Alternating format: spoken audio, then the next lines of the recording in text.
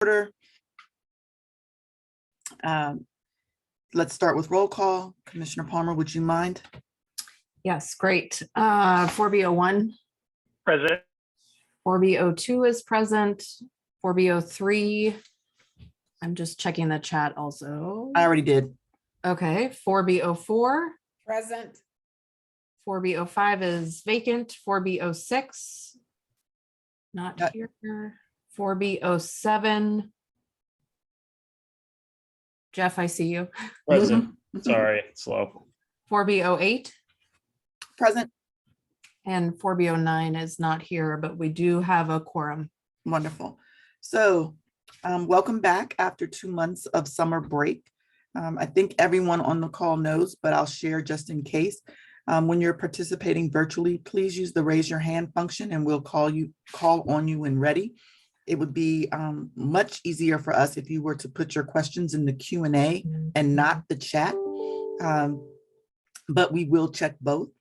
And lastly, if you're on the telephone and not able to use the raise your hand function, you can dial *9 to unmute yourself and ask a question.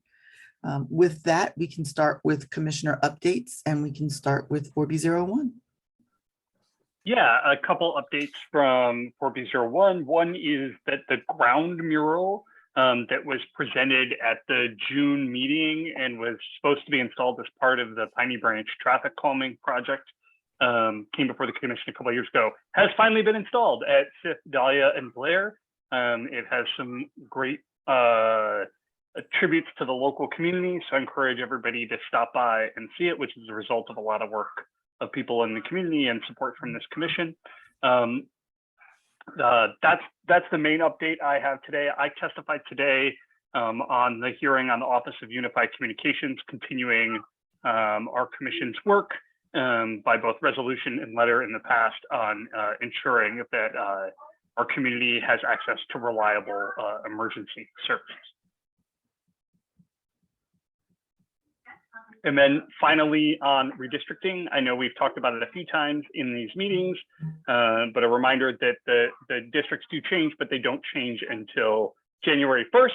And there'll be new commissioners then. Until then, the current boundaries are in place, and please continue to reach out to your appropriate commissioner.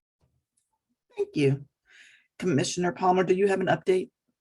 Yes, I just want to note we're going slightly out of order in terms of the agenda. Are we?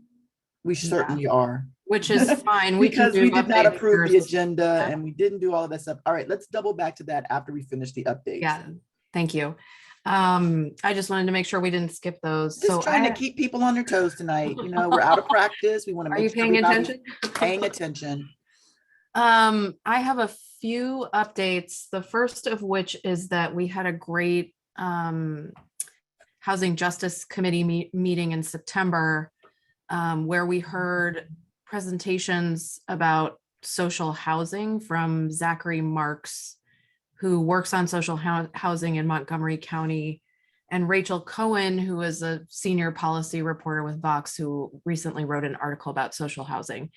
And we heard from those presenters in part because there's proposed legislation from our council member related to social housing, and we plan to weigh in on that. So if people have thoughts or would like to come to our next Housing Justice Committee meeting where we'll talk in a little bit more detail about what our feedback might be, we would welcome that. That meeting will take place next Wednesday at 8 p.m. and that information will be on the website. And we will also have an additional presentation on the Elm Gardens project, which folks will hear from tonight on the agenda. And then one other thing, which is that we have an item on the consent calendar related to DPW's proposed zero waste plan. There is also the opportunity for individuals to weigh in by survey, and they will be having a second public comment period. So I'm planning and hoping that the commission will weigh in again in more detail in November. So again, if people have feedback on that, I would welcome them reaching out. Thank you. Thank you. Commissioner Parks, do you have an update? Just one little small thing that I was excited about. They finally put a speed bump on 7th Street. After all these years, I got one speed bump, and I'm happy about that. Well, congratulations. Okay, Commissioner Bromwich, do you have any updates? I don't think I have any updates for today. Okay, well, we're going to double back to item number 2 and finish items B, C, and D. We have a consideration of the agenda. We have a small change. We're not adding anything to the agenda, but we unfortunately are going to rearrange the Main Streets presentations and the Department of Transportation presentation. We're just going to flip them. Okay. Unfortunately, Vicky is trying to split herself into halves and be in 2 places at the same time. So we're going to afford her a little grace because we do want to be able to hear what she has to share. And with that slight change, I'm going to put forward the agenda as amended for your approval. Is there a second? Also, Angie, while we're waiting, could you elevate Jocelyn Johnson, please? I second. Thank you. All in favor? Aye. Aye. Thank you. Can we wait for Commissioner? Commissioner Johnson? Yes, to include her in that vote tally, please. Yes.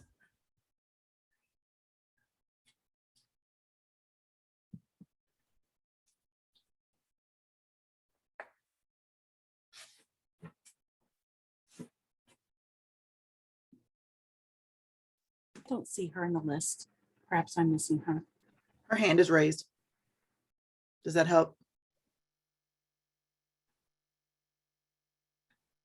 I just tried to promote her, so hopefully that worked. Okay.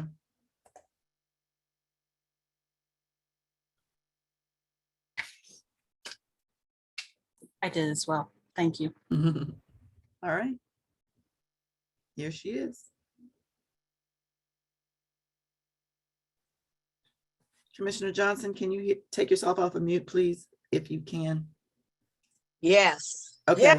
Yes. We were waiting to allow you to weigh in on the vote to approve the agenda as amended. Yes, I vote. I tried to vote. Yeah. Yes. All right. Thank you. Thank you. Next item on the agenda is the review of the June meeting minutes.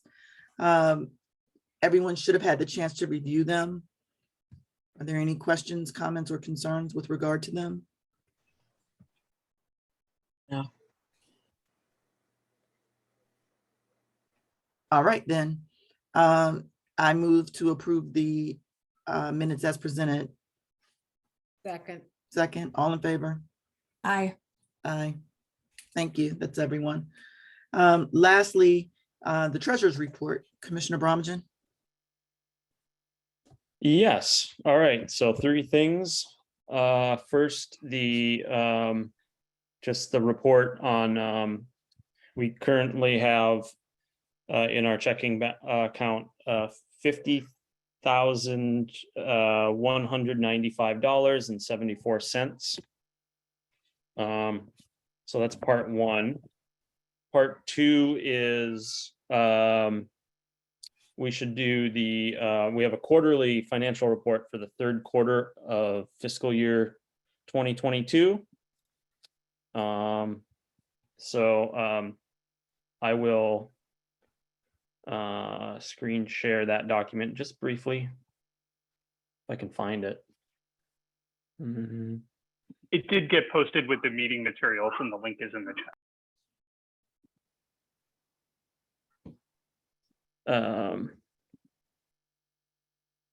Okay, it looks like I'm having trouble finding it. Okay, well, in that case, unless someone objects to me not presenting it, the quarterly financial report for the 3rd quarter of 22 shows up an ending balance forward of $49,094.55 and an ending balance of $47,483.24 and disbursements of $1,613.86. So with that, I guess I would just move to adopt the quarterly financial report as drafted. Given that we've seen the report already, I don't think you had to display it. So I'll second the motion. Is there, well, I guess if I'm seconding the motion, all in favor? Aye. Aye. That's everyone. Okay. Then the final piece would be adopting a budget for the new fiscal year. As I think everyone, the commissioners know that the financial year ends the end of September. So we start a new. Oh, excellent. Thank you. So here's a proposed budget for the coming fiscal year. It's the same total amount as the budget we had last year. We upped the amount of grants and then subtracted from the personnel bucket an equal amount. Thinking there is even if we wanted to hire staff, it would take us a while to do that. And so it probably makes sense, and it gives us the flexibility to do more grants in the meantime, if you'd like. So that's sort of, that's it.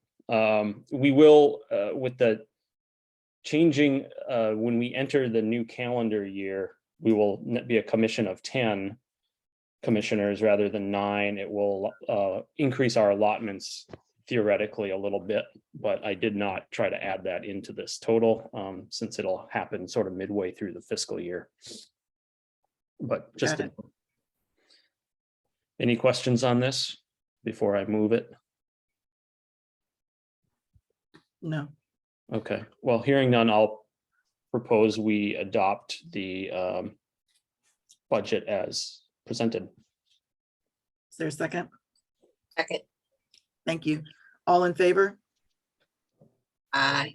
We'll take the share off because I can't see everybody if I don't. Aye. Okay, so that's everyone. Miss Brenda, I can't see your hand. All right, thank you. That's Thank you. everyone. That's it then. for me. All right, wonderful. Okay, next on the agenda is community concerns, because we've already done the commissioner updates.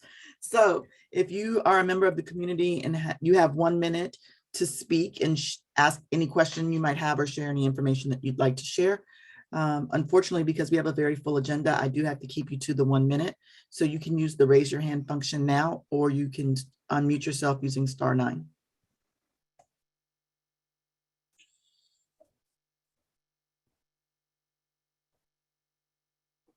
Okay, let's see.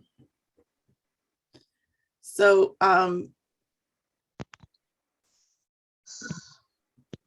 we would love to know who we're speaking to.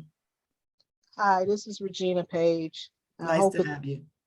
Hope it's appropriate for me to ask this question since I really don't understand what this boundary shift is about. I'm just trying to understand.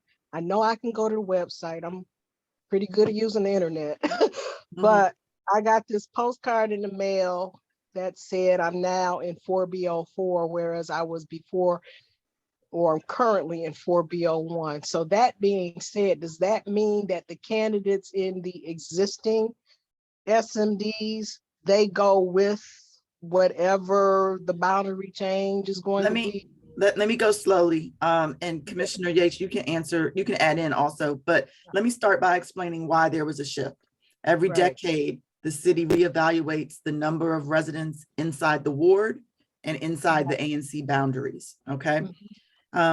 They want to be able to provide equal and balanced services throughout every ward of the city. And so they would prefer that it not be lopsided and there be, 75,000 residents in Ward 4 and only 20,000 residents in Ward 6, okay? Right, So the idea is to balance the wards. Within that, the idea is also to balance the ANCs. Typically, ANCs would have between 1,800 and 2,200 residents within their boundaries. So with the increased amount of growth inside Ward 4 and inside of 4B specifically, because that's where we live, there was a need to rebalance the boundaries, okay? In doing so, not only did it shift the boundary lines, but it actually added a whole new single member district. Now, none of these changes take effect until January 1, as Commissioner Yates mentioned earlier, but who represents you is dependent on where they live. So if they live within inside the boundaries that are including your house, then that's who's running. Does that make sense so far? It does. Yeah, it Okay. wasn't super intuitive, so I didn't think it was, inappropriate for me to ask because I don't know who to vote for, to be honest with you. Because I Well, don't know if the candidates that are in my existing 4B01 are going to be the candidates in 4B04. I can go to the website, but I just wanted, because I took the time to show up for this meeting, I wanted someone to answer my question. I'm happy to answer your question. So let's keep going until we answer Well, all no, of your I was questions. referring to the website. That's why when I put the question in the question box, I was referring to the website. So that's Okay. why I'm saying that. No problem. So obviously, we're not going to, in this forum, recommend candidates or discuss candidates, but I Right. can tell you who the candidate is inside your boundaries if you'd like me to do that. Yeah, I mean, I can go to the website. I was just a little unclear on because I remember when they did this shift before, but it Mhm. wasn't in such a radical fashion to the extent where 4B01 slid over 3 entire SMDs in terms of numbers. Okay. Went from 01 to 04. So that's why I was a little bit confused. I didn't know if my candidates were going to be people that live in existing 4B04 or what. That's why I was a little confused. Okay. And I'm hoping that I cleared that up for you. Yes, you did. Thank you. Okay, Commissioner Palmer. Yeah, I just want to add that I'm dropping in the chat a link to a different website that has a good tool for comparing the 2020 to the 2022 boundaries if you want to see exactly how Yeah, and that'd where be- they've changed. This, Yeah, I 'cause think this website is actually better than the government one. Okay, thank you. Sure. You're welcome. All right, Commissioner Yates, anything that you needed to add? Just to say that the bulk of 4B01 is actually remaining in 4B01, right? The geographic area. But Ms. Page and myself are both moving to 4B04. Okay, got it. All right, Scott has a question or has his hand raised. I don't know if it's a question.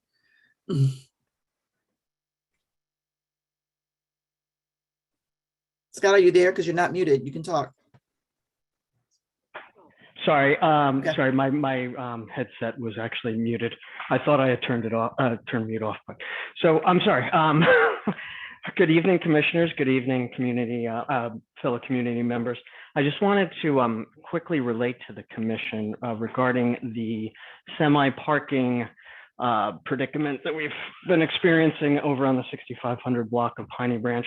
I talked to a neighbor this past weekend who is also a business owner, and he told me, I gave him the police non-emergency number to call if he sees the trucks idling and whatnot.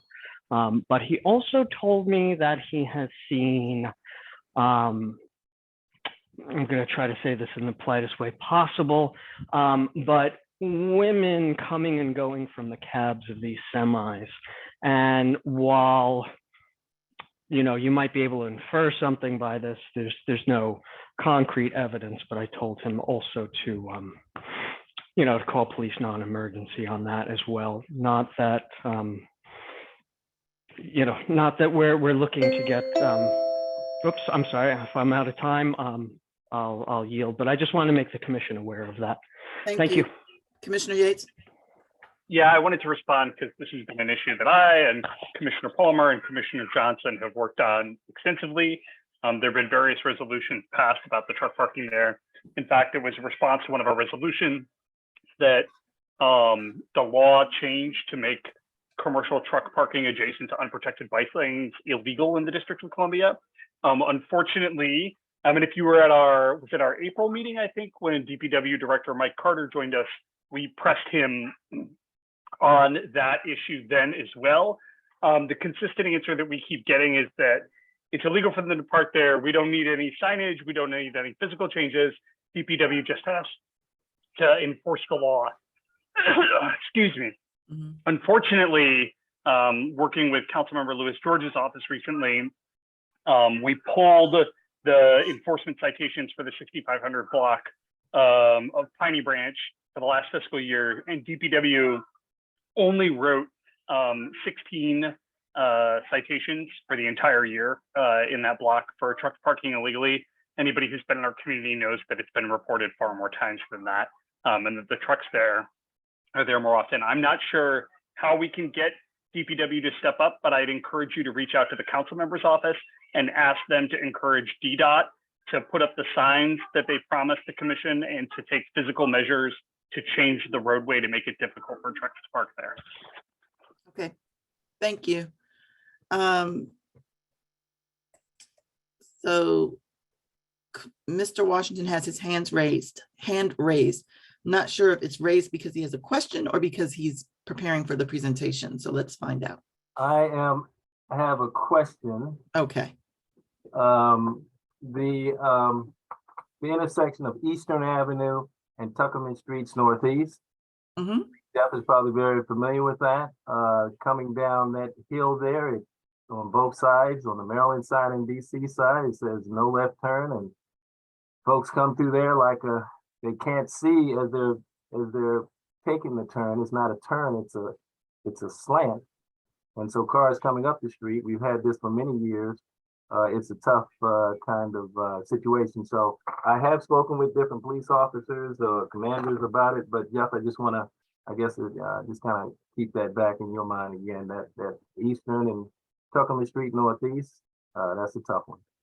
All right. It's the folks making that turn. All right. Thank you. Perhaps we can ask for some attention to be paid there as well. Thank you. Okay. Thank you for raising that issue. It's been a long-standing issue, I know, for residents, and one that's been very hard to correct. Before we move into the reports on the agenda, I asked all the commissioners about their update, but I didn't give my own update. So I would like to add that I had a brief update and just make everyone or remind everyone, if they are not aware already, that Georgia Avenue will be closed on Saturday for open streets. It's closed between Missouri Avenue and Berry Place. We invited DDOT to come out and speak on or give residents an update, but they felt like it was too close to the actual event for the update to be useful. So if there are any questions with regard to that, I would have to direct you directly to DDOT. All I can tell you is there will be no parking, no access to Georgia Avenue between Missouri and Berry. And this is an annual event. So those of you that live in that area, I'm sure are used to this. But we want to just remind people that that's happening on Saturday. Okay. I don't see any more hands raised. So with that, we can move into the reports. I don't see Yamali from the mayor's office. So if there is someone here from the mayor's office, oh, there's a hand raised. Well, now there's not a hand raised. So I do not see Yamali. So if she is on the call, she's going to have to make herself known to me, and then we will allow her to give her update. Otherwise, we will move on to James Lewis, who's here from Councilmember Lewis George's office. Hold on one second. Let's see if the hand raised is Yamali.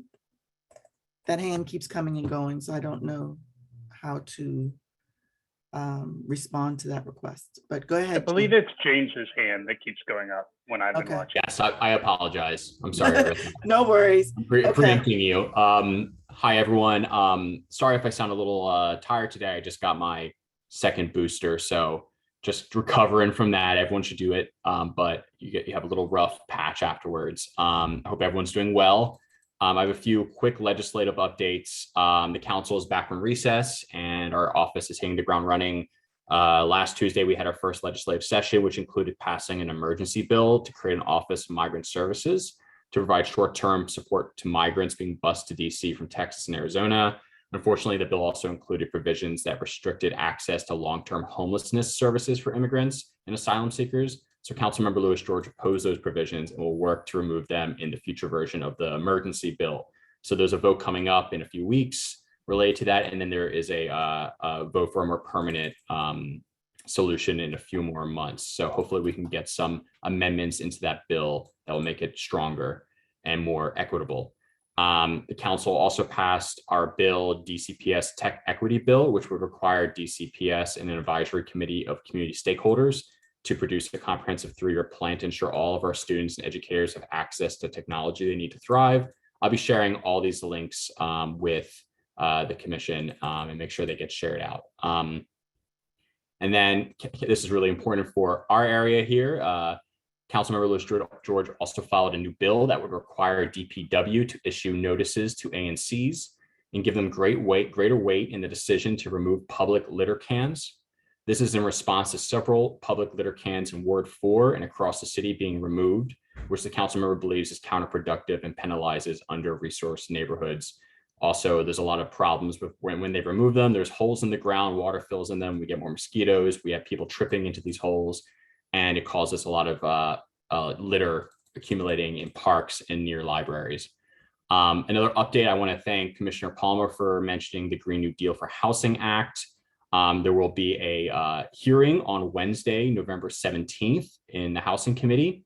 We really urge everyone to testify. You can send your testimony and contact information to the Housing Committee at housing@dccouncil.gov. And I will share all this later.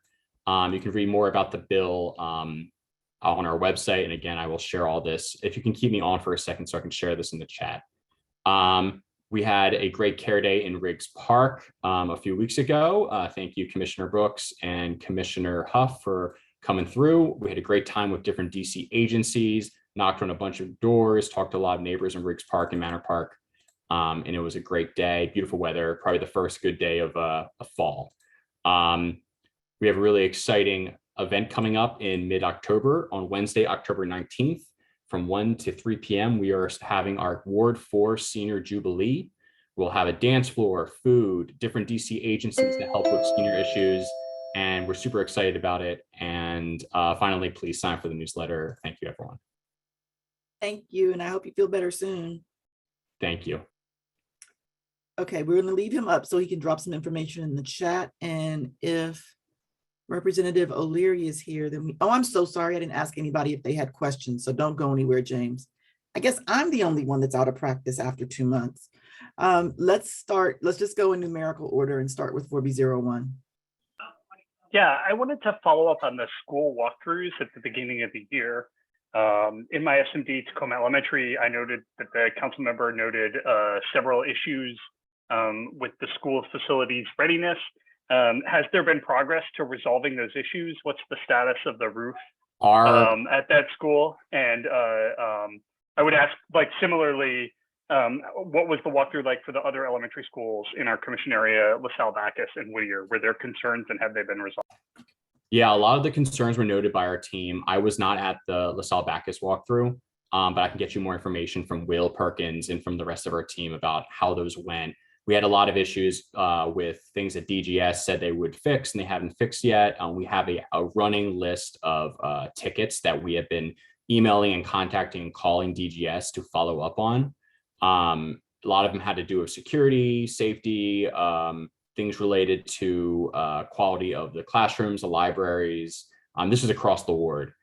So we were following up with DGS weekly. Will Perkins is kind of like the main contact for like DCPS stuff in our office.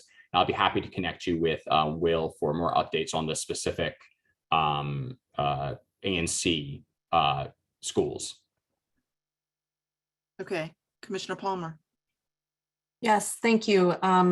Two things. I know that the Safe Routes to School legislation is going through the legislative process, and I believe that it has been subject to pretty significant revisions. And given that our commission has weighed in support, and a lot of ANCs across the city have expressed support, I'm hopeful that the council member's office can at some point provide information about where that legislation is and what it now contains so that we can fully understand the current status of it. I would love to get that for you and send it to the ANC Commission and make sure you all have that update where it is. Thank you. And one other thing on the public trash cans, since like a lot of the removal of public trash cans has been anecdotal, but pretty extensive. If you ask, it's, you know, citywide and all over the place. But I think part of what's lacking is exactly where and why they're being removed. And I'm Yeah. hopeful that the council can do some oversight about why that's happening. We've asked those questions. We asked them 2 years ago about what was going on with trash collection and the trash collection routes, and did not get an answer from DPW. And notices of intent are great, but I think we also need to understand why they're doing what they're doing. Right. We agree. We have a running list of the missing trash cans of Ward 4. It is almost, I think, 30 to 50 trash cans long. There's some areas that it's more concentrated in. We have asked, at first we asked DPW why they were removed and they did not answer. And then eventually they let us know that they were being misused either for personal dumping of personal items or used as a place to put dog waste. And mainly that happened around the parks. But we just think removing it is just punishing the neighborhood and community and not actually solving the issue, which would be to provide dog waste containers, which would be to have more consistent pickup of the trash cans so they're not overflowing. There's better ways to resolve the issue. This is more just a stopgap to make sure that they're not disappearing overnight and that you all know that's happening. Thank you. Commissioner Jocelyn Johnson. All right. Thank you. I hope you feel better, James, and all that good stuff. I had my shots and I made it pretty good. So Good. I have a question. I heard the mayor make a statement about a week and a half ago, and this is dealing with her proposal, her plan to reduce speed limits. And two streets that really struck me strange was North Capitol and Blair Road. And I am just, North Capitol, I would assume she would be talking about from Fort Drive to Michigan, which is kind of like a thoroughfare, which there's nobody that lives there, there's no schools there. It goes from 40 miles an hour to 25 kind of drastically. So I think that makes sense. I can't really imagine what would be the rationale in taking that area down, reducing it. And hopefully Ms. George will talk to somebody before the mayor ups and does it. And you're not the person, since the gentle lady from the mayor's office wasn't here earlier, but I want to put it on her radar. And as far as Blair Road is concerned, Blair Road is, if it goes down any lower, people would be walking alongside of the car. I can't even imagine what kind of rationale is there, even though people live there in the Blair Road area. Tacoma School is there. I'm not sure. I guess my point is, before the mayor makes these kind of decisions, she needs to have some conversation and help people to understand, just not knee jerking because of what has happened in other areas of the city. Yeah, our office had some, talking about how this was going to be implemented, and I have not seen any plans to add more speed cameras or any enforcing mechanism, especially on the North Capitol section. And so I'm not sure how, specifically this would change the situation, because I know North Capitol up to Fort Todd is already 25 miles per hour. Right at this point, I don't think anyone many people do not follow that restriction at the moment. So from Fort Drive to Michigan is 40. Yes, yeah. Oh, not that section. Yeah. Okay. But yeah, I'm not sure how it's going to be enforced or anything like that. But I guess what I'm saying is, and I'll leave it alone, but you got cameras, you got mechanisms in place. I'm sure they work perfectly. They haven't missed not one ticket. So there would be a way that you would have some conversation based on some cameras, some evidence before you just drop the speed limit. That's my point. Sure. I'll be happy to reach out to Yamalift too to see if she has any direct answers for you. Cool. Okay. Thank you. Of course. All right. Thank you. Commissioner Bromagen, did you have a question? No, I don't. All right. Commissioner Parks, are you there? Can't see you. Yes, I'm here. Do you have a question? No, I don't. Thank you. Okay, well, we will give the floor now to Representative O'Leary for your update. Good evening, everyone. The opening of schools was a joy to behold, with all of the enthusiastic participants eager to teach, and learn, and especially to drop off their children at school after a long summer. Several of our Ward 4 schools were not prepared for the heat at the opening of school. Everyone knows that August and September are the hot months. It is imperative that we as a community keep the pressure on the executive and her school leaders to make sure that those who are in our school buildings are safe and comfortable at all times, which didn't happen at the beginning of school. Back to good news. We delivered books all summer to the schools in Ward 4 that were food sites. This month, we have delivered over 3,000 books to our elementary and middle schools in Ward 4. You can drop books on my porch at 1318 Farragut Street Northwest if you so desire. I've put my number and my email in the chat. The State Board of Education had its first live public meeting since March of 2020 last Wednesday. We had members of the public testify both live and virtually. One of the topics discussed was the lack of a contract for our teachers who have been without a contract for over 3 years. And we as a community need to raise our voices to please make sure that those teachers who were recognized all during the pandemic are going to be compensated correctly. Try to get the rest of this. Hold on one second. I don't have, it's not because we're just going back online after a summer. It's because I'm still not very good at this.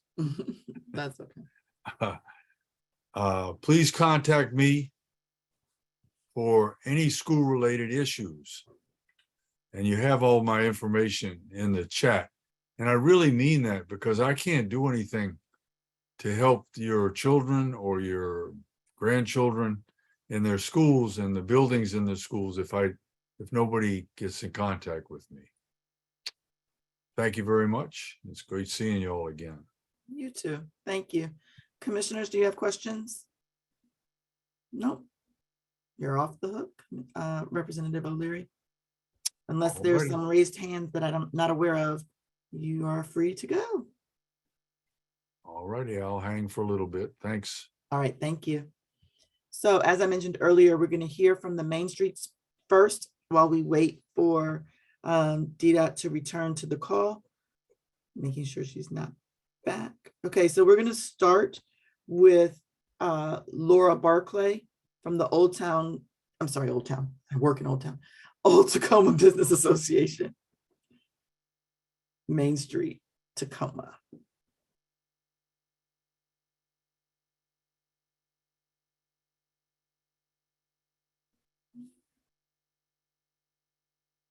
See if we can get her elevated.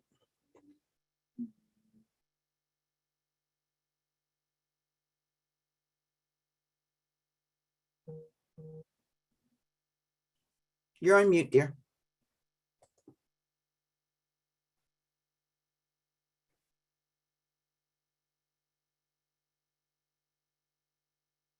Okay. All right. All right. Good evening, everyone. Let me just. Okay. So let me set some expectations. I believe we've set aside 20 minutes for all 4 of the Main Streets. So that gives you about 5 minutes for your presentation. Yes, thank you. Okay, you're welcome. Well, thank you very much for this opportunity. I'm Laura Barclay with the Old Tacoma Business Association. We are a cross-jurisdictional commercial district, and our organization supports the businesses in the Tacoma neighborhood of Washington, D.C., from 4th and Butternut, where the Tacoma Theater is, which is highlighted in the dark blue on the bottom left of my map here. And we cross over into Tacoma Park, Maryland, and go all the way to the Tacoma Park Co-op at Ethan Allen and Carroll Avenue. We have fared well. Our businesses have fared well during the pandemic. We've got a strong community support here. And during the pandemic, we were even able to support and celebrate the opening of 8 new businesses. So I calculated that the last time I saw you all was in 2020. So I hope you don't mind. I'm going to pull in just a couple years briefly here.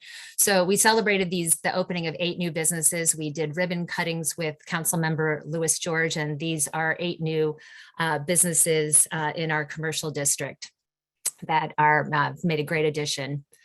Other ways we support the businesses in our commercial district are through micro grants. Over the past 2 years, we made 22 micro grants to our Tacoma businesses, ranging from, these are Tacoma DC businesses specifically, ranging from $2,000 to $4,000, totaling $40,000 in total.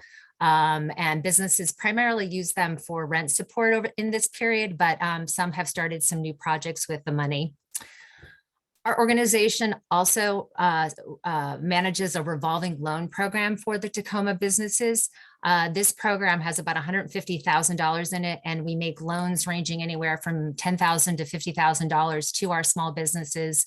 It's loaned out, it comes back, we loan it out, it comes back. It's just continuing, and we've made 16 loans to date, and we have 1 loan active, and we've got money to loan out currently. Our organization also supports our small businesses with workshops and hiring consultants. So over the past 2 years, we offered our businesses 3 workshops: Refresh Your Business Workshop, trying to help people get out of the pandemic and reintroduce themselves to customers, build an email list and stay in touch, a food photography workshop. And we also hired a consultant to do one-on-one social media support with several businesses as well. We manage a Shop Tacoma e-gift card as well. So this particular is a digital gift card that people can use across multiple participating businesses. We've sold over 280 cards have been sold since we started the program 2 years ago, right before the holiday season in 2020, and $19,800 worth of cards were purchased. So I think 16,000 of that has been used to date, and additional 3,000 is sitting out there on people's cards. But all of this goes to the businesses. We do commercial district promotion. So our organization is responsible for the Main Street Tacoma website, the Main Street Tacoma social media on Facebook and Instagram. We write press releases to announce new businesses and to announce events, and we put information out into the neighborhoods through this as well. We're also responsible for commercial district beautification. So we are the stewards of Tacoma Native Pollinator Garden at Triangle Park. This is at the intersection of Blair and 4th Street Northwest. We hosted, it's a native plant garden. So for those who are familiar, you need to continue to thin these or it gets overgrown. So using the plant thinnings, we hosted 2 native plant sales, raising over $3,500 to put back into the park with the help of our super volunteer, Tanya Topoleski. We also sponsored 2 public art projects, 2 ground murals. One of the picture on the right, this is under the bike rack right across the street from Tacoma Station Tavern on 4th Street. And we also installed another across from the Metro in front of Supergirl. Our organization also hosts community events to support our businesses. We hosted 3 music in the parks in the Tacoma Native Pollinator Garden on 4th Street.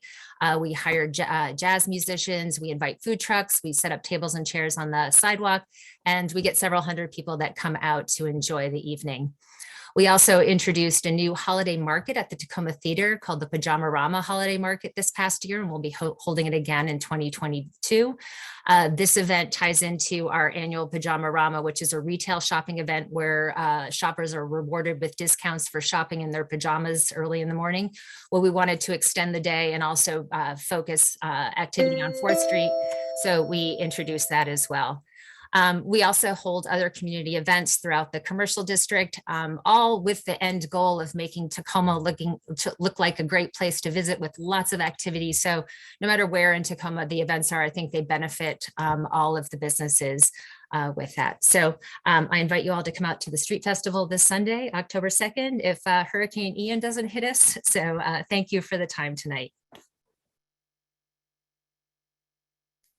Thank you. All right, next, I believe we have Jessica. Yes, hello, everybody. I think this is my first time meeting a lot of you, so thank you for allowing me to present.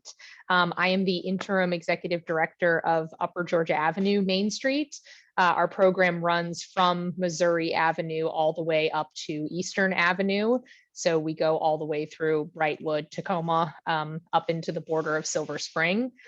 This program has been around since the fall, winter of 2019, but I've only been the executive director since April. So I'm only about halfway through a year at this point, and we are wrapping up our fiscal year in the DC Main Streets program. So we're actually doing a lot of kind of closeout reporting here. I came to this program from another Main Street in DC. I had been the program manager of a Ward 5 Main Street for the previous 3 years. So I took over from a neighboring Main Street that actually also started in the fall of 2019. So I'm going to go ahead and screen share here.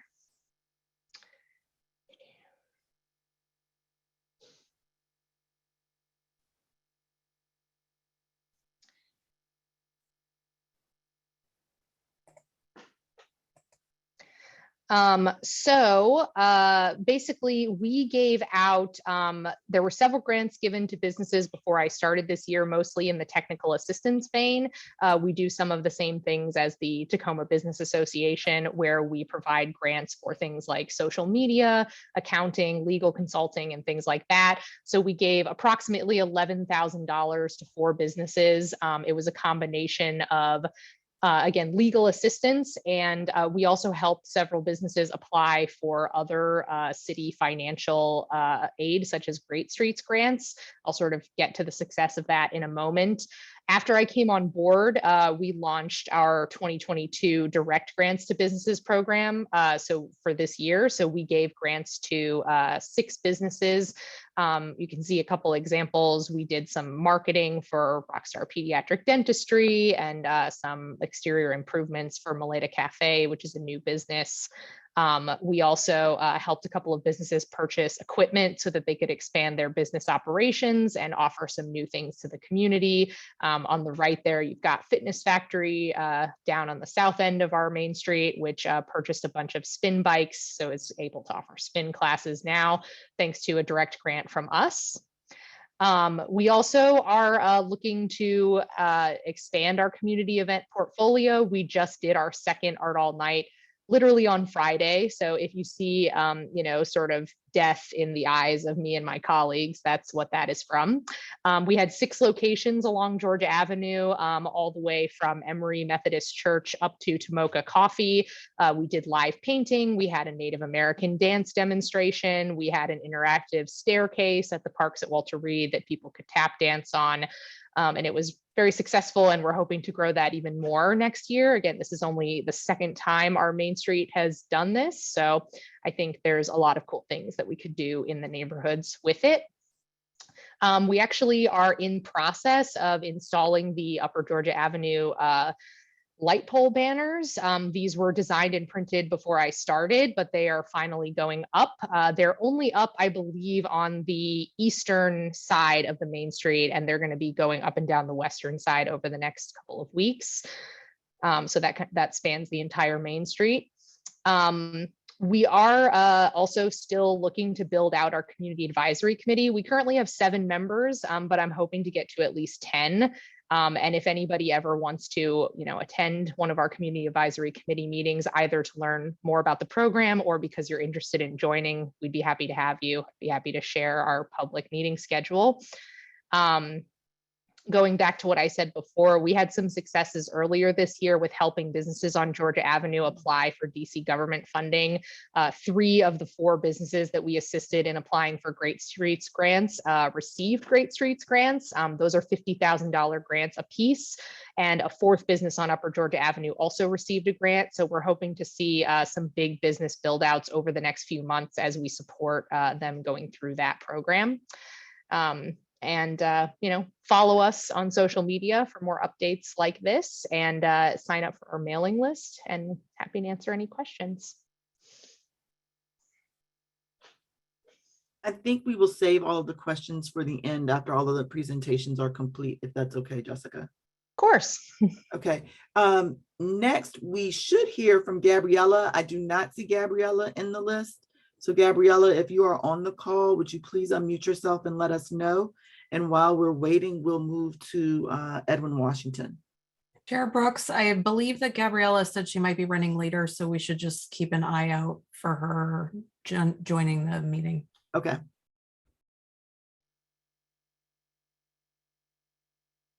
Good evening, everyone. I'm Edwin Washington, the Executive Director of the Parks Main Street. It's good to be before you all again. I am going to share my screen here.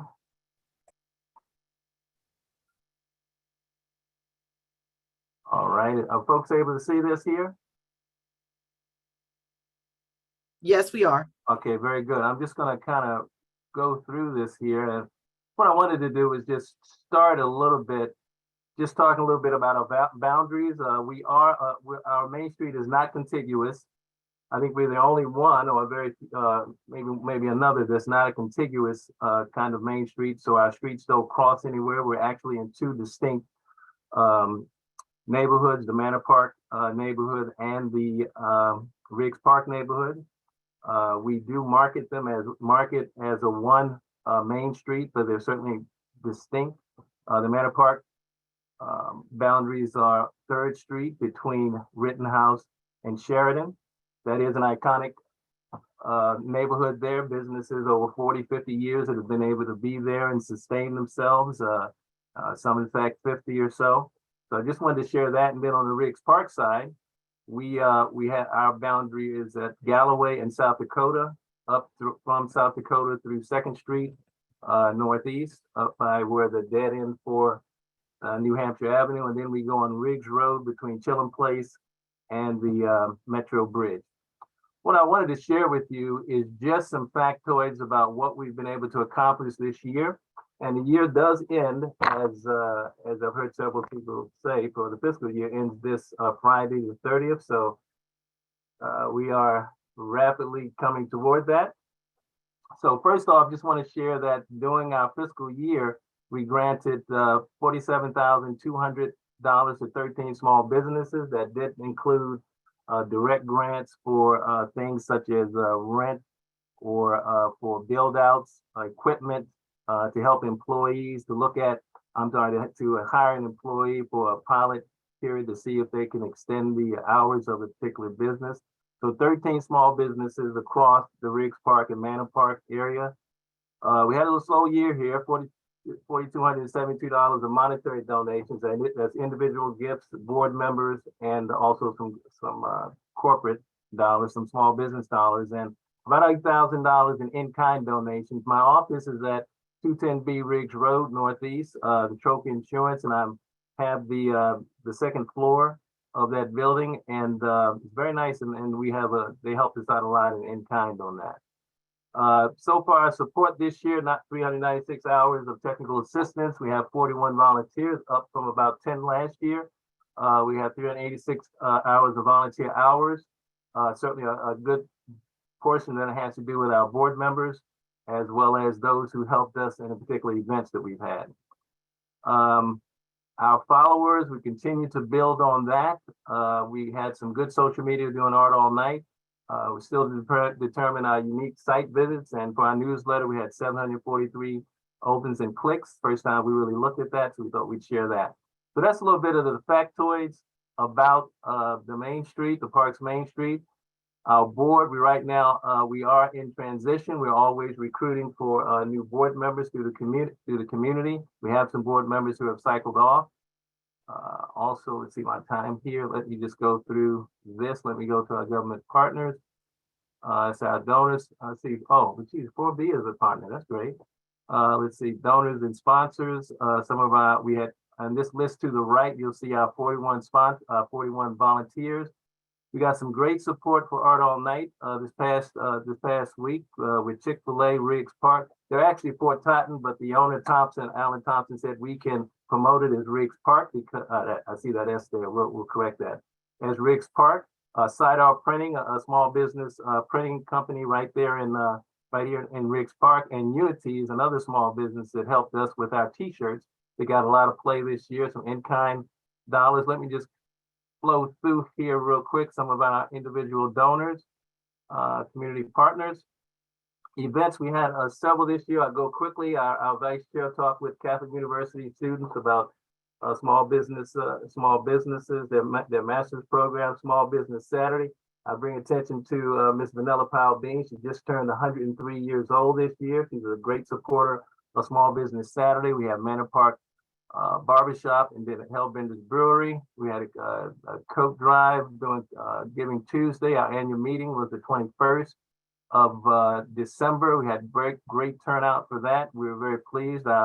All our businesses supported it through donorships of food and beverage. The VIP room was the sponsor. We had our Holiday Lights program that we had awardees through that, and we culminated. Then we had our 5th annual Riggs Park Art Crawl.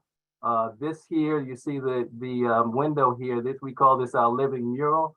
We always are changing that with the support of Culture Coffee and our local artist Rain Young. And then we culminated in this past week with Art All Night. We had a great turnout for us. 4 of the 6 locations really were pumping. Last year, 3 of the 6 were pumping, so we continue to improve. And we had some of our local sponsors. And that is it for me. Thank you for your time. Hope that was helpful. Okay, one more call for Gabriella. If you're here, raise your hand and we'll get you on. Otherwise, we will start with, oh, we have somebody raising their hand. Okay, she's here. So we'll elevate Gabriella and then we'll take questions after that.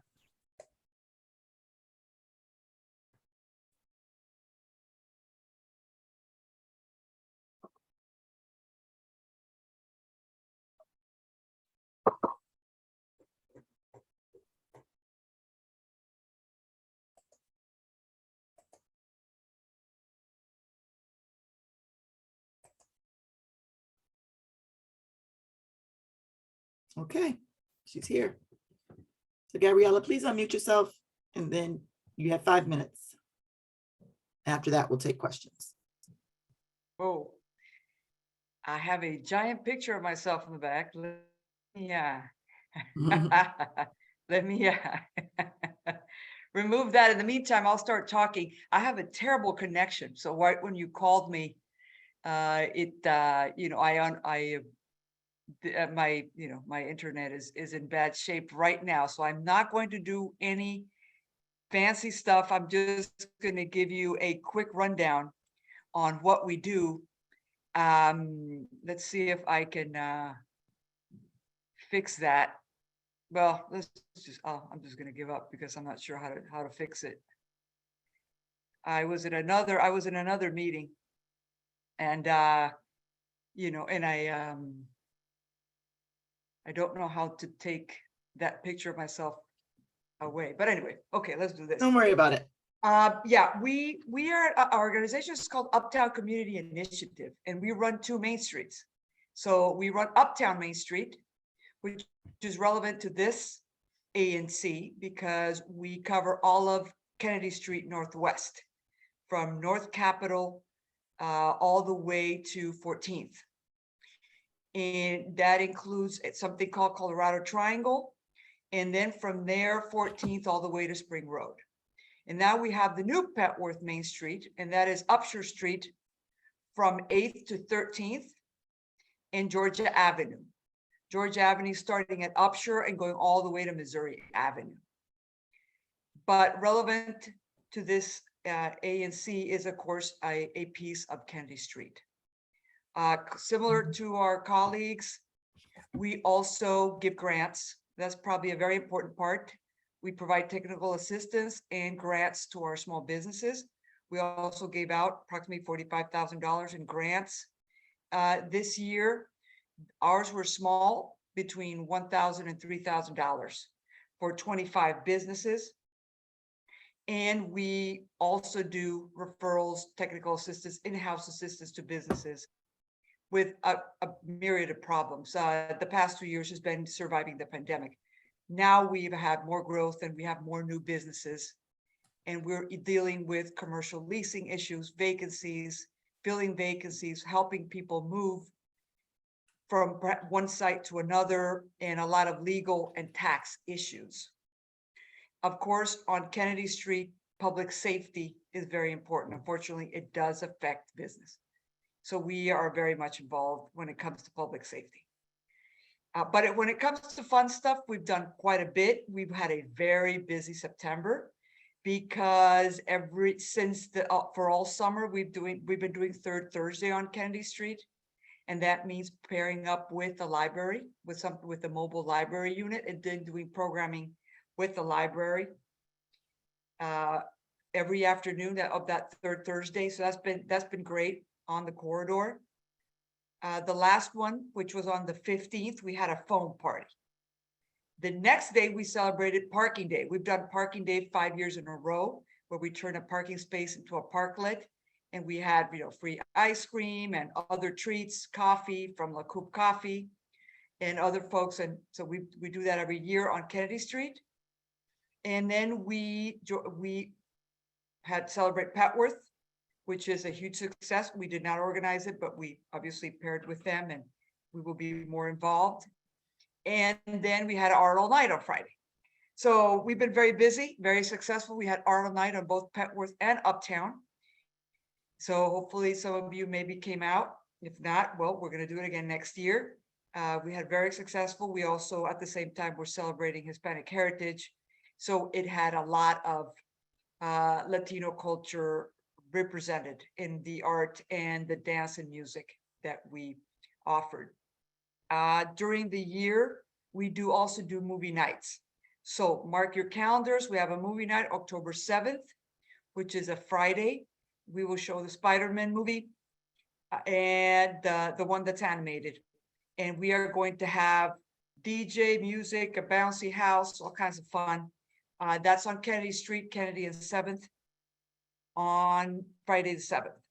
And we do a Halloween pet costume contest also on Kennedy Street in conjunction with Ancho. And we do holiday lights like our colleagues. Hey, we're proud to say we won holiday lights last year. It was our first year. And we won, shocked, but we got convinced businesses to decorate their storefronts and participate in the city, like the citywide scavenger hunt. So that was a lot of fun. We'll see what they do this year. It's great to come out and see how they decorate their storefronts. And we will, we do other things in the spring. Hopefully we will bring back the Kennedy Street Festival. We could not do it this year. Cannot do it. We will try to do that next year. But we did a lot of other small events. Again, it's a lot of services to the business on our end. And that means a weekly newsletter to the businesses in 2 languages. So I'm going to leave that there. Thanks. Thank you. Commissioners, do you have any questions? No questions? Yes, I do. Okay, go ahead. Yes, this is for Miss Laura Barclay. I'm Commissioner Parks, and I have 1 or 2 questions for you. You live on Maryland side, correct? Mm-hmm. Okay, and you receive grants that you use as loaners back to Tacoma, DC side for business people, for business owners. So in that case, what percentage do you charge to give these loans that they have to pay back? Oh, the loans are 5%. It's usually a 3-year loan at 5% interest is what our standard loan terms are. And from off the top with this, what is your salary from collecting these grants and because I know that you have to get paid. So what is your percentage of this? My salary directly. We're Yes. not taking anything out of the loans for my salary. So our operation is funded by events. We fundraise by a grant from DSLBD, by a grant from a matching grant from the city of Tacoma Park, and then other grants that we're able to get through other programs. So the grant fund is completely separate and that just funds itself. Just funds itself. So therefore you work both sides, DC and Maryland. Yes. Okay, anyone else, Jessica, Gabriella, Mr. Edwin, do you all get grants that you give out, that you charge people for? A percentage as loans? No, this is Edwin. No, grants are that we provide, and others are it's a grant.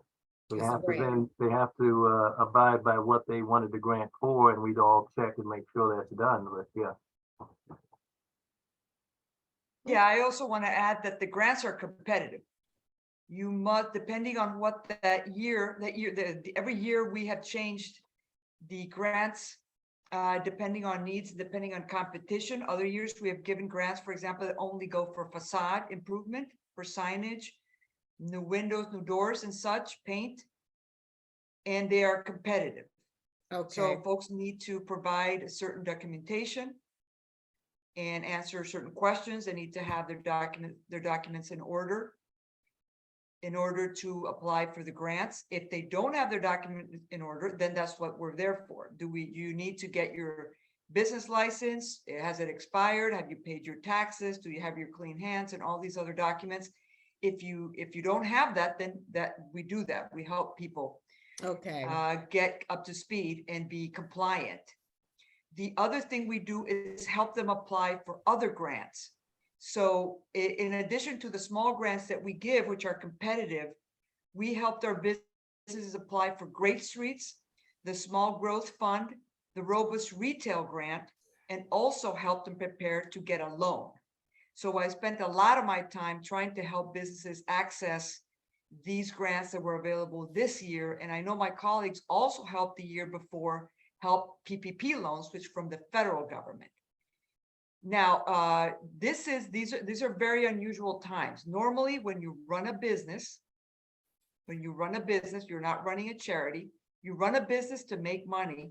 And if you're going to make money, you need to usually borrow money or put in your own money to open a business. That's the way it works. I mean, this is a capitalist system, right?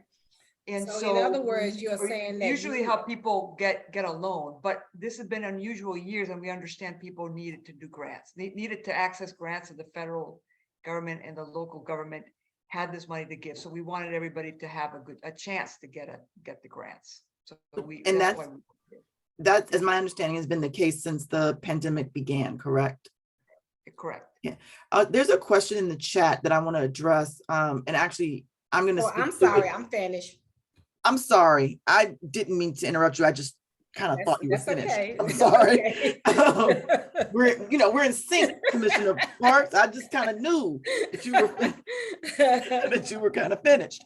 I want to address this one question, and I'm not the authority, so all of you should jump in if I'm not quite correct. The question was how what businesses can apply or what businesses are eligible. And one, obviously, each Main Street program has boundaries. Those boundaries are established when the program is created, and the small businesses that qualify as small businesses that are on the street front that you represent are then eligible to participate in your programming. And Ms. Tignor, if I've not answered your question thoroughly, please feel free to ask another question in the chat, or Gabrielle or Edwin or Laura or Jessica, if I've not been specific enough and you want to add to that, feel free to do that as well. Yeah, I will add that it does have to be a retail business as defined, which is a little bit vague, but essentially if you live in your home on that street and you operate a business out of that home, that's not eligible. It has to have a storefront within the boundaries. But other than that, it's pretty much correct. Yeah. Yeah, brick and mortar. Commissioner Brooks certainly, I think, gave a good rundown of what it is in terms of what businesses are eligible and why. Yeah. Thank you. But each of the boards are able to make certain, or community advisory committee groups are able to make decisions on those recipients. But it is competitive. Okay. So thank you very much. I don't see any other hands up. Here goes a hand. I'm sorry, Commissioner Bromagen, go ahead. Yeah, I'm curious if we could just sort of ask each of you if you happen to know what the vacancy rate is within each of these business districts as sort of a measure of the health of the businesses. And if that's info you have, I'm just curious, maybe in the order that you presented. So like starting with Laura. Thanks. We are 100% leased with storefront businesses in Tacoma, DC. We have one vacancy on the other side of the commercial district in Maryland where Republic closed, but lots of interest. So I anticipate we'll be 100% leased in the entire commercial district shortly again. Jessica? Yeah, so we are actually in the process of doing an updated retail market analysis for Upper Georgia Avenue. So we'll have a clearer picture of more exact numbers on things like vacancy rates and like price per square foot. The numbers we have when I started are about 2 years out of date. Based on just my observation of the corridor, I've been estimating for reporting purposes that we have about a 10 to 15% vacancy rate. A lot of the businesses that I met when I started had opened within the last few months. So I do think that vacancy rate has actually come down a little from the height of the pandemic and businesses are filling up. So we'll see if that trend continues.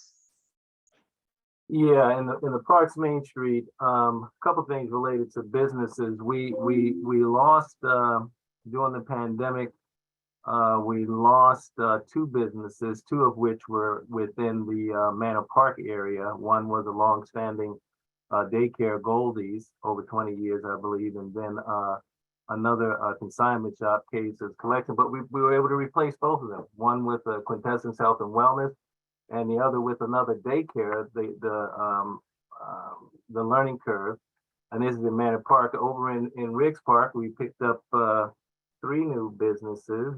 We picked up Love and Care Daycare, Hibiscus Medical Center, and one other. I think I'm kind of blanking out on the other, but we replaced. So our rate is probably somewhere around 10% or less. However, a big portion of that is the Modern at South Dakota and Galloway, where there has been a number of vacancies there. It's tough for us to kind of figure out what the rate is, what it is, because some of the places are cabinets that still need to be used, others are not.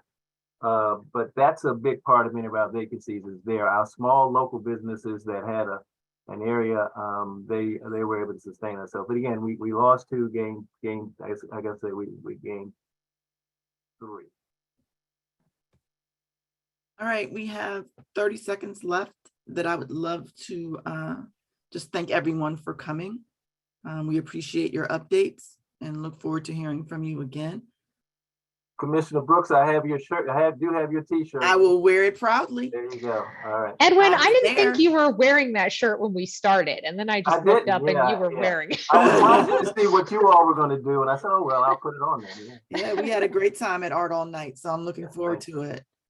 All right, so thank you guys very much. We're going to switch gears. If I can chime in, I think somebody had a question here in the Q&A about grants to organizations and schools in the districts. I don't know if somebody— Curious, are there grants extended to organizations and schools that are in these districts? Are the grants? So thank you for pointing that out. I didn't see it, but the answer is that the Parks Main Streets are extending grants to businesses inside their boundaries, which is what I was trying to get to before, and are not tied to schools in any way. Okay. Yeah, all right. So thank you guys very much. That's right. Thank you. All righty. Good night. Ms. Ford asked a question about her being able to qualify for grants. These organizations only grant to retail businesses, and so that does not apply to the programming that you have going on right now. So next, we're going to hear from Vicki. Vicki is already elevated. So Vicki, the floor is yours. We're going to hear from DDOT about the Riggs Road Connector Cycle Track. And there's 5-minute presentation and 5-minute discussion. Hi, can everybody hear me okay? We can. Okay, I just need to figure out how to share the exact right screen. You would think I'd have figured this out by 2022. Okay. Can you see my screen? We can. Okay, and it should look like a presentation, I would assume. Yes. So it should be good to go. All right, well, thank you everybody for having me tonight. My name is Vicky Cadulo. I'm a transportation planner at DDOT, and I'm a part of the active transportation branch. I'm here tonight to talk about the Riggs Road Northeast Connector Cycle Track. I've shared this with the Vision Zero Committee last Wednesday. So thank you to the Vision Zero Committee for chatting with me last week. And tonight here to share with the rest of the ANC. The goal is for me to provide some background on why DDOT is pursuing this project for the community. Also get some first thoughts, questions answered from the ANC, and then move forward through the process. So this is just an initial conversation is what I wanted to say. So like I said, I'll back up a step and touch on why DDOT is continuing and working towards building more bike facilities. It's called out in the 2005 master plan, and also a part of the sustainable DC goals to increase the number of folks that are walking, biking, using transit, really just trying to reduce the number of people that are driving. And then we also have Vision Zero goals, which is to reduce the number of traffic fatalities and severe injuries in the city, which is a very lofty goal, but one that we're working hard towards. So generally this project is seen as a way to do some traffic calming and also improve the bicyclist experience on Riggs Road. So also wanted to touch briefly on this. If this is a new graphic for folks on the call, this is a graphic showing research or summary of research done that categorizes the different types of bicyclists that are out in the world. The majority of them are less comfortable but interested in biking. And then there's a small percentage that are very confident on a bike. And we know that that is not, like I said, the majority of the population. And looking at Riggs Road, which with how the street is laid out right now, we know that it's only really comfortable for people that are very confident on a bike. And the goal for the city overall is to build out a network where there's routes that are low stress so that we can make it more accessible for people who might be less, like I said, confident on a bike, but interested. I also wanted to show a quick snapshot of the Move DC plan. So this plan lays out the proposed bike infrastructure for the city in the future. These dashed lines are future routes that have not yet been built or are in the planning stages. And you can see my mouse, right? Can I get a mouse? Okay, awesome. I know it's not the most obvious mouse, which I apologize for it not being more like a bigger, I don't know, it's just a little tiny square. But anyways, I just wanted to point out on this image that this project is taking place in this yellow blurb that I've called out. So it's a very short segment of Riggs Road. We're only looking at putting in a cycle track in this small area, and it would be between First Place Northeast and South Dakota. So it's not even going through any intersections. It's just in between these two intersections. And I wanted to show this on this page to call out that we have planned infrastructure in the area around this proposed bike project. So this this brown line that you can see on the bottom corner of the page going up First Place and turning left onto Riggs, that is a proposed extension of the Met Branch Trail. So the Met Branch currently ends somewhere down at the bottom of my screen, and the plan is to bring it up and take a left on Riggs. There's also future improvements planned for South Dakota over here shown in purple. And so this is seen as a way of connecting these two corridors that will have bike infrastructure on them already.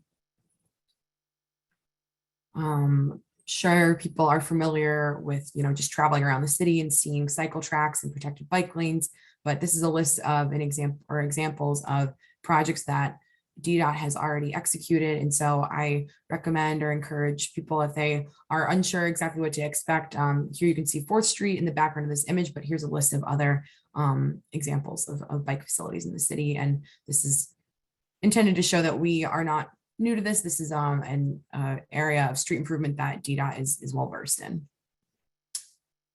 I think I might be running down the time a little bit, so I apologize if I'm jumping through things, but on this page, just wanting to show the difference in safety for bicyclists, for pedestrians, for drivers, keeping an eye out for pedestrians and bicyclists between a scenario where there is no separate space for bicyclists and a world in which there is.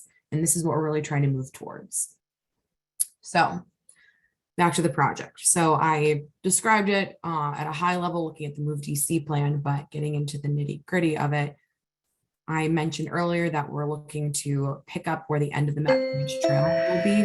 Oh, I ran out of time. Keep going. I am so sorry. I will really try and wrap this up. I apologize. The vision is to use the southernmost lane on Riggs Road between First Place and South Dakota. And the reason for that is because there are 2 eastbound through lanes over here on Riggs. So when Riggs Road drivers go through that intersection of First Place, there are only 2 lanes that allow you to do that. And so when you're approaching South Dakota, there's an extra lane that becomes a turn lane as it approaches South Dakota. But for the rest of that stretch, it is extra space. I am definitely aware that there are probably drivers that use it, but in terms of the operations of both intersections, that lane is not considered a part of the calculation or how we consider the operations of the intersection's operation. So I recognize that it's there, people probably use it, but in terms of the math of how vehicles are moving through this area, this is considered an extra lane. And so we're looking at using that extra space, that 1 lane on Riggs Road in between these intersections to put in a cycle track. So the cycle track would go both directions in that southernmost lane. And I did want to just call out one other thing on this page, which is that as the cycle track approaches South Dakota, it will come off of the street onto the grassy area over here. This is DDOT land. And so the vision is to create a trailhead or a gathering space, make it nice, make it a pleasant place to be for people that are using the trailhead for the Met Branch, or sorry, people that are using the Met Branch Trail, providing a trailhead for them.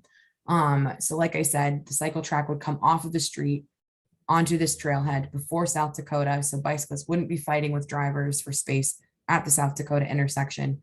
And in the end, in the future, we would be connecting into South Dakota, South Dakota's future bike infrastructure.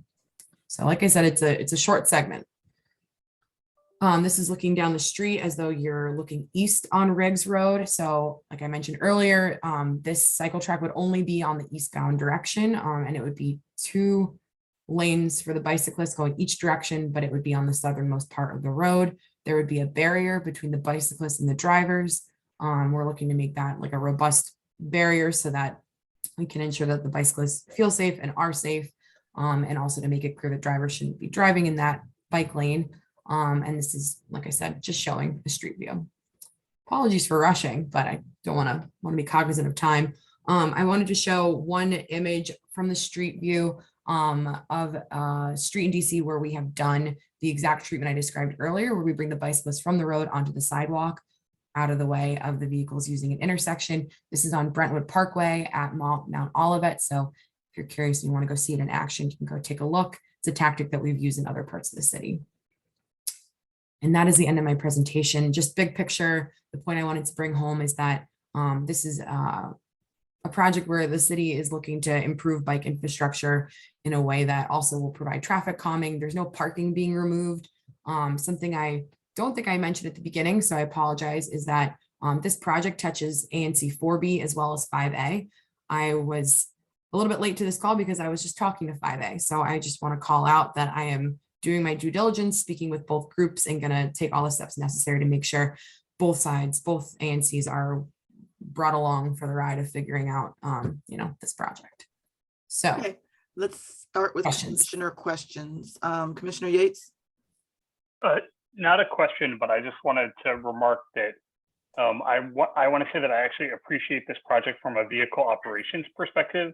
When I'm driving on Riggs Road from North Capitol to South Dakota, and you go past the metro station, I've noticed that despite that sign, that innermost lane being signed right turn only, a significant amount of traffic proceeds illegally straight through the intersection, like often at a high rate of speed, which then it of course makes it difficult to make the right turn at South Dakota Avenue. And having that right turn only lane end will prevent that behavior, and hopefully make the traffic flow more smoothly and like create the distinct separate right turns for the two intersections. So when I drive, I would actually appreciate the project from that perspective. Thank you for that comment. I just wanted to jump in to say something I should have also said while presenting is that we are having engineers take a look at both intersections to ensure that the operations are accounted for and we're, the operations of the intersections aren't negatively impacted. Okay, Commissioner Palmer, did you have a question? I can't see everybody to know if their hands are raised, so I'm just going one at a time. Thanks, Vicky. Commissioner Palmer, did you have a question? No, just want to say thank you, and I appreciate what I perceive to be the traffic calming impacts of this project. Commissioner Johnson?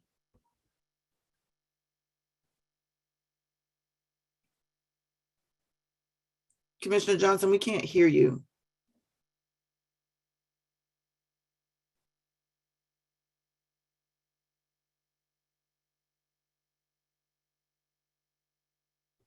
I'll move to Commissioner Parks while you work on your technical, on your sound. Commissioner Parks, did you have any questions? Just a little question. You stated that in the bike lane that cars cannot drive in the bike lane. So why do you have bikes driving in the car lane and in the bike lane?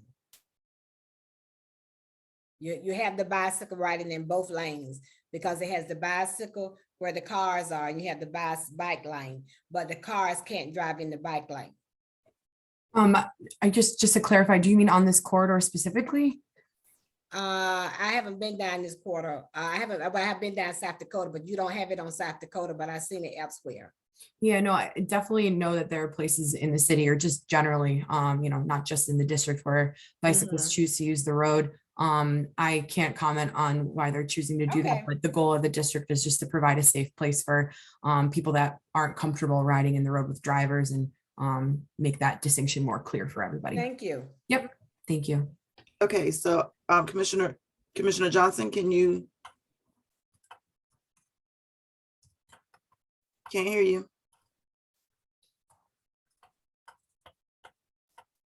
Commissioner Johnson, Bramajan, while she's working on it.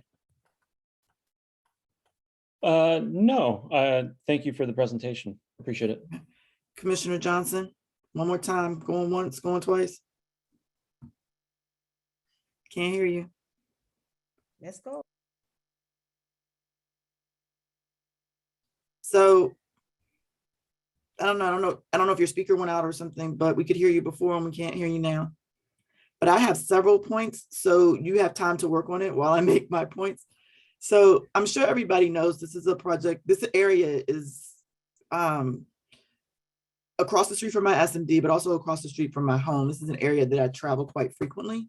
And so I have a lot of points to make on this issue. The first point I have is that at the same time, while you're working on this project, the Lamont Riggs Civic Association just held an event to which we were all invited, where they're trying to re-envision this space and how it could be used for everyone and not just a small group of people. And so clearly there's been no communication outside of this meeting to any other group. And so I would strongly suggest that you reach out to the Lamont Riggs Civic Association, because we've been told as a community that that green space was available to our use and would be developed into something that would have a more I guess community feel to it than a bike lane or a cycle track. So I put that out there on their behalf because the president of the organization could not be here tonight and she asked me to share that. So that's one thing. My next concern is the graphic that you showed with the connecting bike trail on First Street. We were always told was temporary.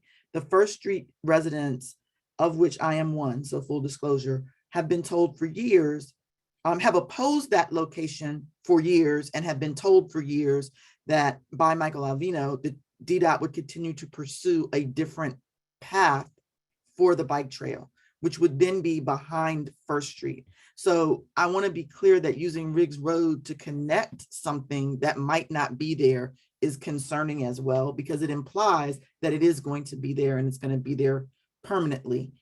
We currently have a huge traffic problem on First Street, Riggs Road, and surrounding areas because of DC Bilingual. DC bilingual is growing. There are going to be even more students, more cars, more bikes, more everything, but the infrastructure doesn't support it. And so I'm not sure that adding a bike lane and changing lanes helps that in the meantime. So I want to bring that to someone's attention also, because it seems to me that DDOT, and I brought this up in our Vision Zero Mirror meeting, so I don't think that this is new. What I'm saying is new to you. But it seems to me that that DDOT is looking at these things in a vacuum and not holistically. And they're not looking at the impact that it has on the people who have bought homes in this community. Instead, they're talking about the impact to the bikers that are coming through our community. And there needs to be some consideration for the people that live here currently. For example, on First Street, where you're now adding a bike lane, cars get hit every day because the lane is so narrow. The lanes are already narrow. So parked cars can't exist on the street where they own property. And now you're adding more bikes to the street, to this particular street. I'm not sure it's the best way for the best placement for the bike lane. The other point that I've made is this seems to be happening very, very quickly. And it's concerning to me that we can have this happen quickly, but the 2 or 4 years worth of DDOT requests that we make do not happen quickly. And they're equally as important, and they're all safety driven in nature. And so I'm not supportive in this moment because DDOT isn't supportive of this commission and its request to address issues in 4B. So that's where I stand, which might, really be unfair to you, Vicky, in this project. It's punitive, I'm sure, but they need to fix a whole lot of other stuff before they add a bike lane to this community. They need to figure out what to do about the traffic on Riggs Road. They need to figure out what to do about the traffic on 3rd Street. They need to figure out what to do about the median that we asked for 2 years ago and still hasn't been added to address the concerns of the cars coming out of Walmart and now coming into the Chick-fil-A parking lot. And I stand on that because otherwise somebody's on a bike's going to get run over on South Dakota Avenue at some point.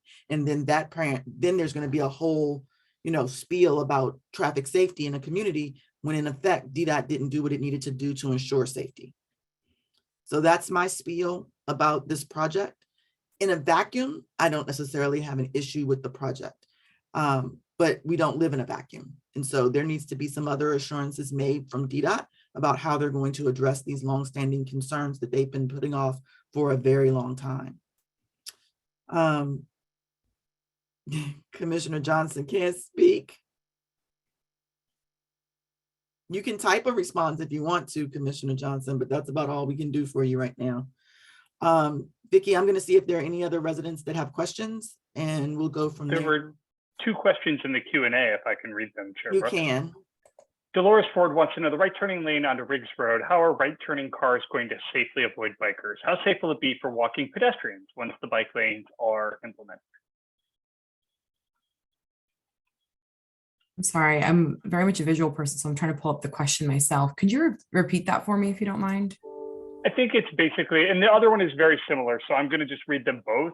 David Cook says, what is the barrier used at the intersection of Riggs and First to avoid right turns or illegal through traffic into the cycle track? In short, how are you preventing conflicts between bicycles and right turning vehicles on Riggs Road? Okay, it sounds like the question is about, I believe it's about South Dakota, or maybe just in general about right turning vehicles. I can talk about both intersections. So I'll start with First Place in case that was what the question was about. At First Place, we are going to be making the signal timing so that there is a way for bicyclists to cross from the Met Branch Trail onto Riggs Road, this future cycle track. And so drivers will be able to, drivers that are already looking out for pedestrians, it will just be a similar thing. There'll be bicyclists there. For the intersection of Riggs and South Dakota, drivers that are coming along Riggs and turning right onto South Dakota, they won't be interacting with any bicyclists at the intersection because the bicyclists will have come off the street and will be on the sidewalk and onto that trailhead that I mentioned earlier. And so I think the simple answer is just that there won't be bicyclists making that right turn with the drivers. Can you tell me, just for my interest, I saw you had planners in the picture. What type of physical barriers, right? And then some of your photos showed those little zebra things. And then I've also seen on Irving Street, I guess it is, the really thick concrete barriers. Have you talked about which ones you're going to use on a high volume street like this and what you envision putting there to ensure the separation?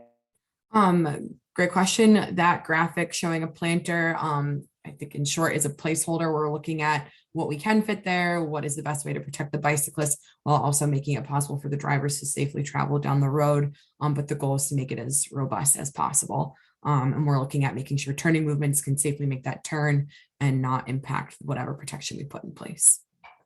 So I think in time I'll have more information on that, but right now the goal is just as much as we can safely. Okay. Gavin, I had another question in the chat. I was gonna say one last question. Go ahead. Gavin Baker wants to know, has DDOT considered making this project an off-street trail at side level, moving the curb out rather than a cycle track at street level? The best answer for that is always something that's under consideration, but given that the lane is there and would require much less work to restripe it and put in the barrier, cost is obviously the bottom line on some projects. It's not necessarily like the defining feature for why we made that decision, but it's a much, to Chairperson Brooks' point, it's a quicker project if we don't need to make those types of changes to the whole length of the sidewalk. But in the future, that could be something that is made as an upgrade. All right. Well, thank you. I sincerely apologize for going over, and I really appreciate everyone's that's fine. patience. It was nice to meet everyone. I know I will be back, so thank you for your time. All right. Thank you. Yep. Thank you. All right. Next presentation. Commissioner Bramajan, were you saying goodbye or raising your hand with a question? That was sort of a bad wave. Okay. Okay. All right. The next presentation is Pastor Robert Childs and HEP developers. There are a list of names, Angie, for us to elevate, and I don't have it open. So give me 1 second while I open it up for you. Okay, we need to elevate Sean Pension. Let's see. I can do that one. And who else?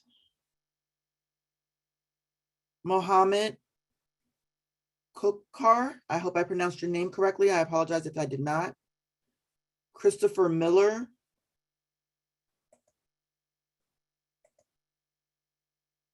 Kyrus Freeman. Bridget Proctor. I think that's it. That's 6 people in total. And you have 10 minutes in total for your presentation. Miss Brooks, can you activate my video? It's saying that I cannot. Give it a second. Once you're elevated, you can open your you can turn on your camera. Your computer probably just has to catch up for a second.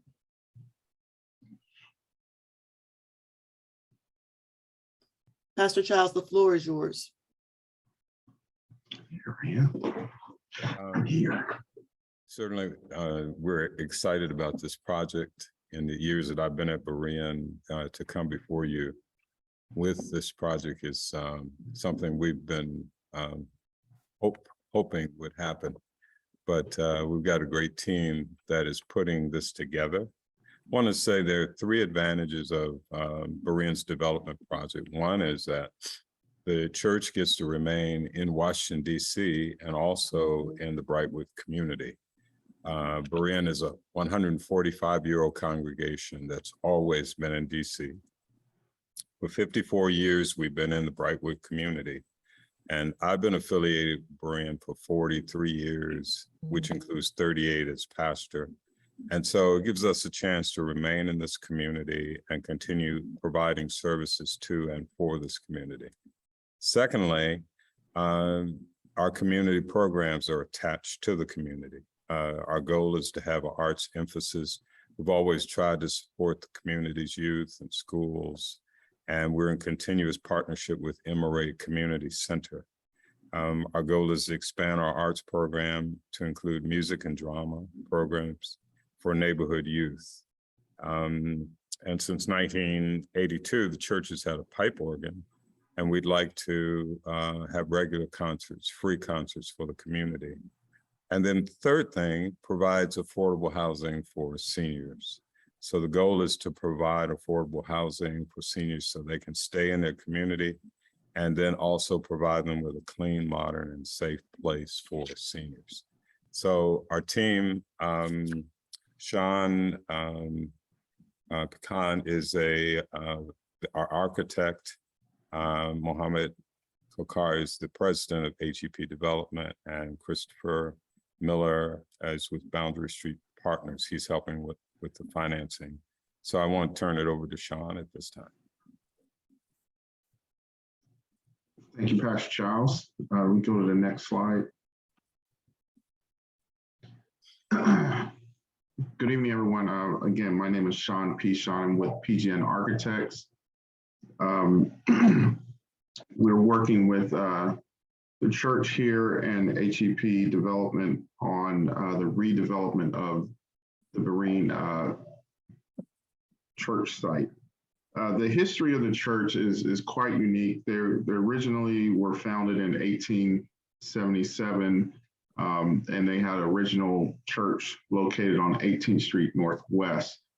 In 1901, they built the church in the right-hand or left-hand corner at 11th and V Street, which stood there, and they operated out of that congregation for 60-something years, at which point they relocated and built a new church at 924 Madison Street Northwest, which is where they're located currently. And now in 2023, their evolution of service and responding to community needs, they're looking to redevelop their current church into a combination of church and residential housing. Can you go to the next slide?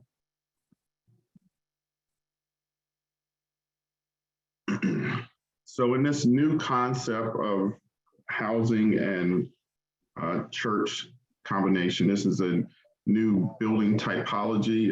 There's a lot of churches looking to recreate themselves to be more relevant in today's society. And in this case, they're looking to provide 35 units of senior housing, affordable senior housing, while rebuilding and recreating a church presence on the ground floor.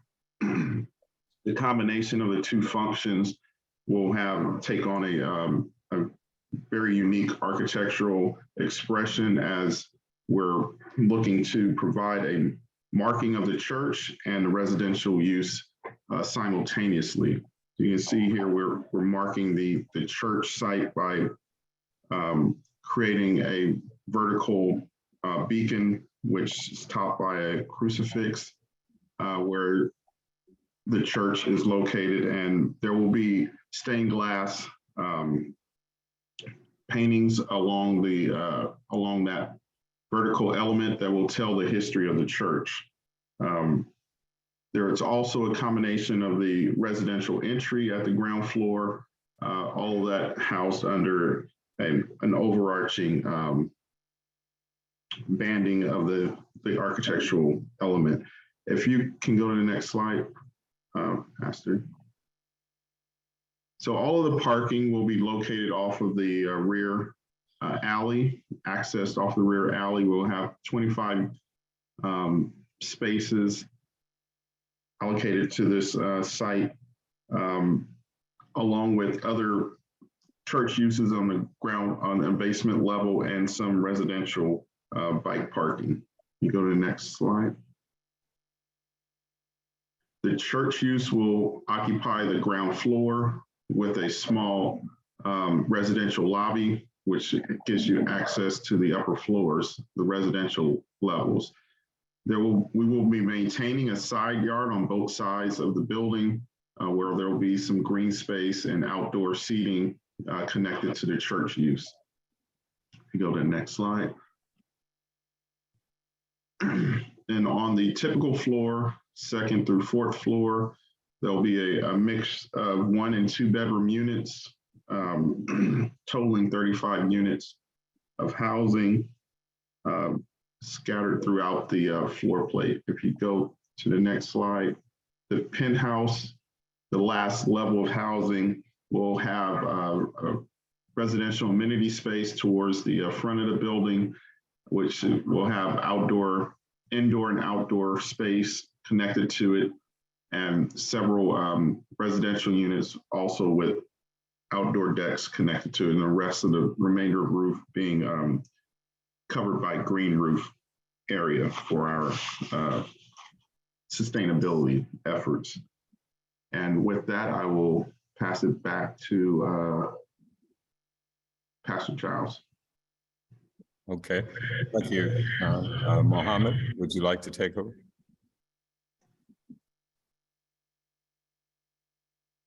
Sure. Thank you, Pastor. Thank you, Sean. One of the, Pastor, if you could take it to the next slide for us, please. Want to talk about some of the benefits of the project. First and foremost, the church being able to be retained on site. Secondarily, being able to provide quality senior housing. The pastor has spoken earlier about retaining the pipe organ for community events and performances. Also creating multi-purpose space inside of the church's space so that they can provide further art-focused community programs, like to open multi-purpose space for other types of community events, weddings, engagements, other just types of, maybe even an ANC meeting, who knows. Also, the Berean Baptist will maintain ownership of the development, so the church is not being replaced by a developer. The church will stay. And the project will be developed by a team 100% comprised of minorities and DC-based organizations. So from the developer to the builder, the architect, and hopefully even we'll have the financing will be also help provided by local area institutions. And Pastor, if you can go to the next slide, please. And so the question is, what can the ANC do to help? How we're developing a project that we believe will be very helpful to the community. And one of the things that the ANC can help support us in this process is we will be requiring to build out the space, a map amendment. But that map amendment that we're requesting is consistent with DC's future land use. It's not anything beyond that. We're not asking to exceed it.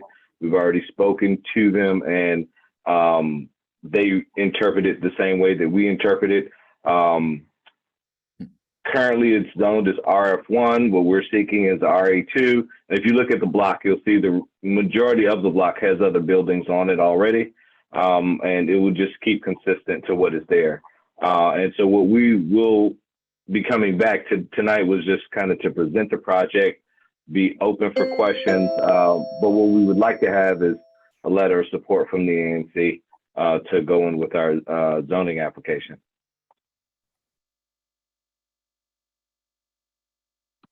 Okay. Commissioner, thank you for the time. You're very welcome.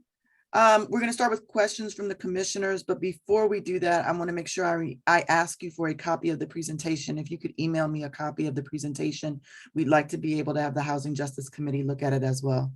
Okay. All right. Sure. Thank you, Commissioner Yates. Yeah, this is a very fascinating project, and I'm instinctively pretty supportive of it. And it's great to be able to retain you as part of our community. I wanted to ask about the 2-bedroom units. Some of the concepts I've seen for affordable housing include the concept of like grand families units where grandparents can raise children. Is there any possibility of that happening in those 2-bedroom units, or is it going to be seniors exclusively? Want me to hop in here, Mohammed? Yeah, that'd be great, Chris. It is a possibility. There's some complexity around it. Usually you have to go to HUD for a waiver in order to do those projects because they are technically in kind of a gray area with fair housing laws. There is something that we're considering. The determination there would be, would it even be something HUD would consider given the number of 2-bedroom units? Usually it's in projects with significantly more 2 bedrooms that you get that waiver. So it's something we're looking at, but I can't say for certain yet. I appreciate you just looking into it. Even it's something like I think it's recognizing the different family types we have, in our community and making sure that we support.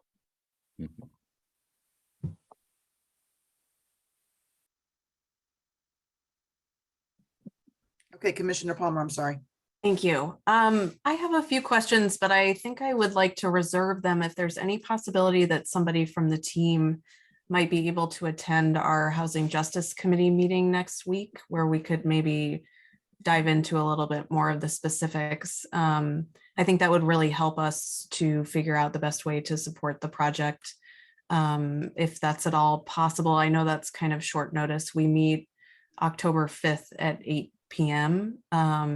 And could keep it relatively short, but it's a committee focused specifically on housing issues. So we could ask some questions about the affordability breakdown and the financing and things like that. Okay, what time?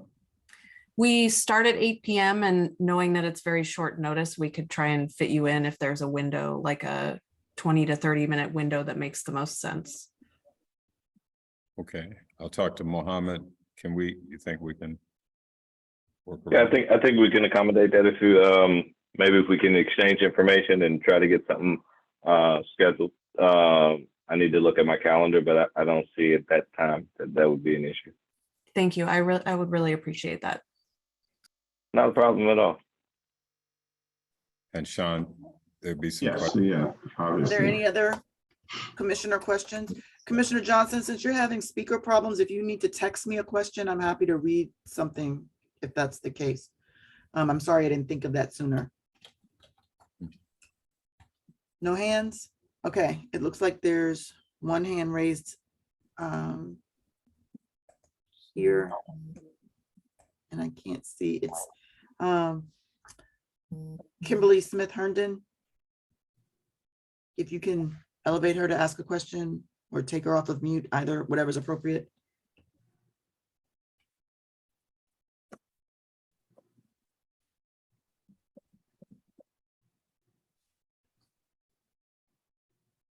Kimberly, you're on mute. Can you unmute yourself?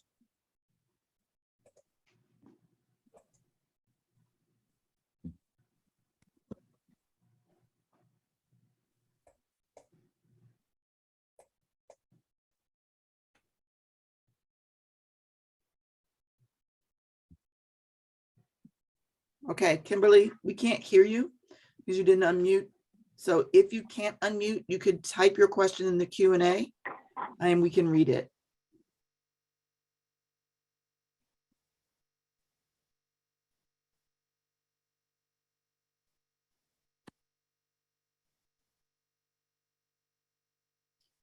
Kimberly's also my resident, so if in fact she has a question, Pastor Childs, I can connect you to her so she can ask the question.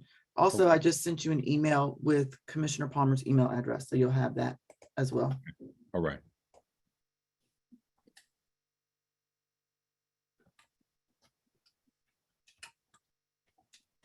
All right, well, I think we can move on to the next presentation, and we thank you for being so proactive and coming out to see us tonight. And I think we're all really excited about the project and look forward to seeing it come into fruition. And we are already meeting with our neighbors, and we're getting support. We're sharing it with the block and our immediate neighbors. So we're working on that too. We've always been neighborly, so we want to make sure they are part of this project as well. Thank you. Thank you. Thank you. All right. Thank you all. Have a good evening. You too. All right, the last presentation on our agenda tonight is Michael Simon and John Welsh, the NHP Foundation map amendment for Elm Garden. Commissioner Yates, do you have an intro? I actually have just a couple more names to add to be elevated for the presentation because they brought the whole team with them. Michael Simon, John Welsh, Carolyn Brown, and Fernando Bonillo Verde Soto are the team, I believe, tonight. If we could promote all of them, that would be helpful. They'll tell you more about it, but this is an affordable housing tenant opportunity to purchase act project adjacent to the Tacoma Metro Station. So I'll turn it over to Michael and the team. All right. Thank you, Evan. Commissioner Yates, can everyone hear me? I think the video is still not working, but give it 1 second to catch up to being uploaded to panelists. And also, Angie, if you could remove the Berean Baptist Church at the same time and those presenters, that would be helpful. Thank you. All right. Hello.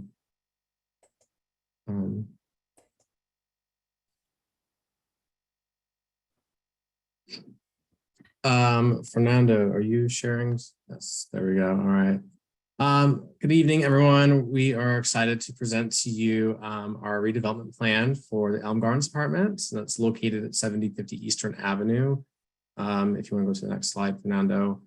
As Commissioner Yates mentioned, this is a TOPA deal. So we replied to an RFP a few months ago, and the tenant organization selected us to be their development partner. What that means is NHP Foundation is matching an existing purchase contract on behalf of the Tenants Association. So we will be redeveloping the site with them. The current site is 36 units with 36 parking spaces right adjacent to the Tacoma Metro.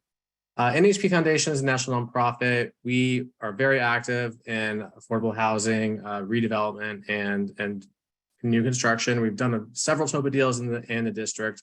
One of which is in the Tacoma area. It's actually in the 4A district, not the 4B district. Fernando, you can go to the next slide.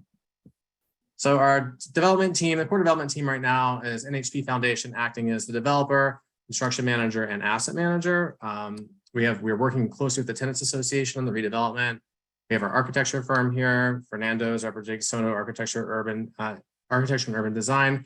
We also have our zoning attorney here, Carolyn Brown, from the Brown Law Firm. Our contractor is Southway. Fernando, if you want to go to the next slide. Here's a quick overview of kind of our timeline. We're working towards an October 24th acquisition of the site from the existing owner.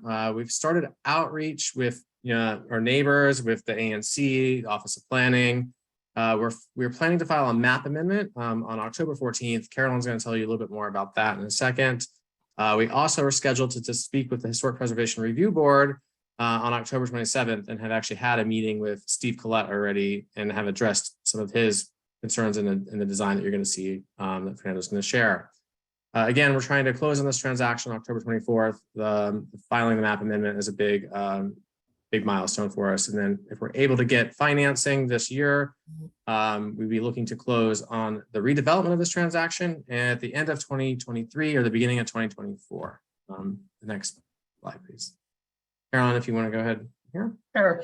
Good evening, everyone. Carolyn Brown with the Brown Law Firm. I just wanted to tell you about the two procedural entitlement approvals that we will be needing for this process. Just to highlight or reinforce what Michael just told you. First, we have the Historic Preservation Review because the property is located in the Tacoma Park Historic District. We filed that application on September 16th. It's been assigned HPA number 22487, as you see on the slide. And it's a concept application to demolish the existing non-contributing building to the historic district and replace it with a new 6-story apartment building. And it's tentatively scheduled, and we hope permanently scheduled, for the October 27th meeting coming up. So we would look for a formal vote of the ANC to support the concept design for that meeting. Second, we need to seek a zoning map amendment from the Zoning Commission. As Michael said, we plan on trying to file that on October 14th. Currently, the property is zoned MU4, a small strip of it, and RA1. The MU4 is a low density or moderate density commercial district. The RA1 is the first level of apartment zoning, and we want to change both those to an RA3, which is a medium density residential apartment district. We anticipate after we file the application on October 14th that the zoning commission would look at the application in November or December to decide whether or not the application merits a hearing, and then we would go forward with a hearing probably in 2023. So that's just the broad entitlements overview and process, and I will turn it over to what you really want to hear is more about the design itself. All right. Thank you very much, Carolyn. And again, my name is Fernando Bonilla, the principal and owner at Soto Architecture in Washington, D.C. So Elm Gardens, as Michael mentioned earlier, is an existing apartment complex in the Tacoma Park Historic District. It's adjacent to the Metro's Red Line, the existing parking for the Tacoma Metro, Eastern Avenue, and the single-family homes that are across the street into Maryland. As Carolyn mentioned, the site is intersected right now by two zones, RA1 and MU4, but the future land use map looks at it as a medium density residential zone, which in DC are zone regulations that falls in the RA3 zone category. As a precedent, EYA is proposing a 7-story, 350 plus unit development just south of where we are. And our development is looking at 110 units with it's a 6-story development with underground parking and bike storage. And we are also looking at hopefully in the future having a connection to the metro parking area to just adjacent to our site. So this is a 6-story affordable residential development, as I mentioned. It will have secure bike storage in the lower level and the underground parking. Here is also where all of the trash pickup, the loading, and all of those things will occur. As you can see on the upper image, that's our ground floor plan, where we have the access to the garage, but also we have the lobby and offices and other amenities that will be facing Eastern Avenue. And then what we are proposing is the building to step back on the facade that's facing Eastern Avenue. That way, it minimizes the height of the building as you will see it from Eastern Avenue. So here's where we will have a resident lounge with access to a roof deck, and as I mentioned earlier, there will be a green roof on the entire building with solar panels as well. So here is a 3D view of what we're proposing in the existing context, as well as how it will fit with the future EYA development to the south, the metro station, and the metro line just to the west of our site, and Eastern Avenue to the northeast, the existing 3- and 4-story buildings adjacent to our site. Again, the idea of stepping back the front elevation to minimize the character of a 6-story building with roof decks, balconies, and other elements that will help us fit better onto the site. On the left side is where you can see the garage entrance, where we're looking at incorporating some mural or something else that helps us celebrate the historic district. And as you can see, here's the location of the entrance and some other amenities on the ground floor. This is a very narrow site, and so this is all we have facing Eastern Avenue. So we needed to subdivide it in a way that we have access for the parking, but then we maximize how much glazing we will have on the ground floor for the lobby and the offices and other amenities. A view of the conceptual design for the roof deck with, as I mentioned earlier, with direct access from the community lounge on the 6th floor. And you can also see the solar panels and the green roof that we're proposing. Finally, an aerial view almost from the south portion of the site with, as I mentioned earlier, the balconies and the windows, and of course us trying to break up the elevation into more manageable volumes, so that it doesn't feel like a long building. All right, thank you, Fernando. Wasn't clear. So this is currently a naturally occurring affordable, and we're proposing putting 110 units at 90% affordability. We're expecting the average incomes to be no more than 60% of area median income. So we're going in for DHCD funding, the Housing Production Trust Fund, which requires most of those units to be at 50% of area median income. That will be studios, 1-bedrooms, and 2-bedroom units. That's what we're contemplating now. If you have any questions, feel free to contact myself. I am the project lead on this, or John Welsh, who is also on the call. He is one of our big development executives at the NHP Foundation. Well, thanks for your time. And if there's any questions, we look forward to answering those, and looking forward to an affordable transit-oriented development, in Tacoma's future. Thank you, Commissioner Yates. Anything you want to add? I don't have anything to start with, so if someone else has questions, they can. Okay, Commissioner, I'm just going in numerical order. I don't see any hands raised. Commissioner Palmer, Commissioner Bromagen. Wait, I would just note that there's some additional people here from the tenant side, so I don't know if we want to pull them up as well to talk first, or call on them at a later point. We can call on them at a later point. I'd like to ask a question about the design. When I walk on the sidewalk there on that block of Eastern Avenue, it's always striking to me how close the apartment buildings are to the sidewalk. It looks like from the rendering that you've kind of pushed the building back further from the sidewalk. Can you sort of say how much is it in line with the building just south of there? It's actually a little bit more than that. So we were actually, you're right. We didn't want that building. We understand that our building would be taller than the adjacent building. So we wanted to, give it a setback, give it enough space for us to be able to do some landscaping. I think that we have at about 20 feet from the property line at this point.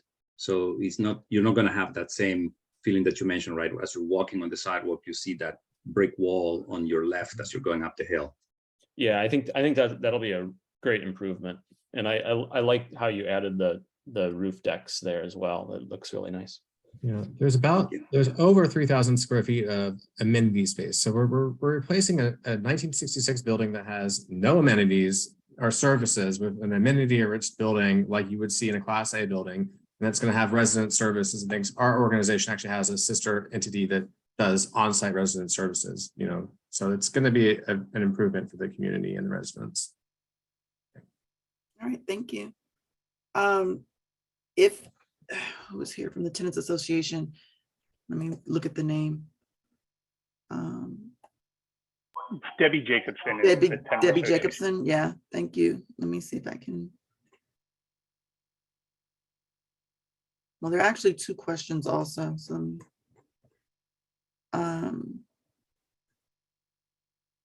we can elevate Debbie Jacobson and Neil Satterland, who has a question. Hello. Hello, how are you? I'm all right. How are you? I'm good, thank you.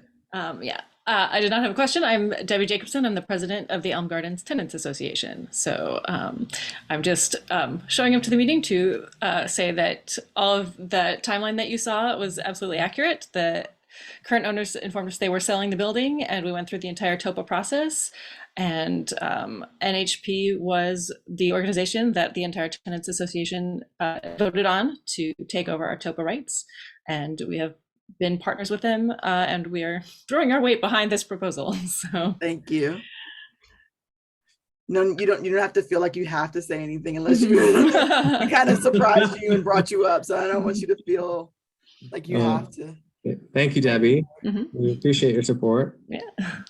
Neil, did you have a question or a comment? It's not a question. I'm the Tenants Association's attorney. I've been working with them through the TOPA process.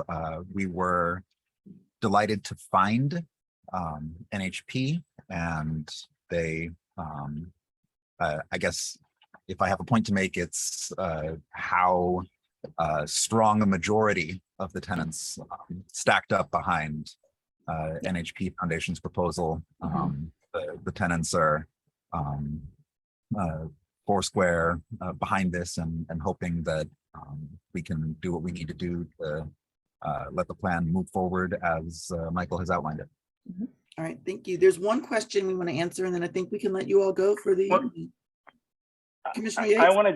I just wanted to say one thing, is that I really wanted to appreciate the tenant association, right? Like, because this is the reason this is an affordable project, right? Like, instead of a market rate project, and why we're building much needed, deeply affordable housing in our community. And I want to appreciate Debbie and the tenant association for prioritizing that in our community. And that's been a goal of the commission too. And so at least from my perspective as the single member district commissioner, I wanted to just express my gratitude for you guys for prioritizing. As somebody said earlier, this was a sort of a naturally occurring affordable property.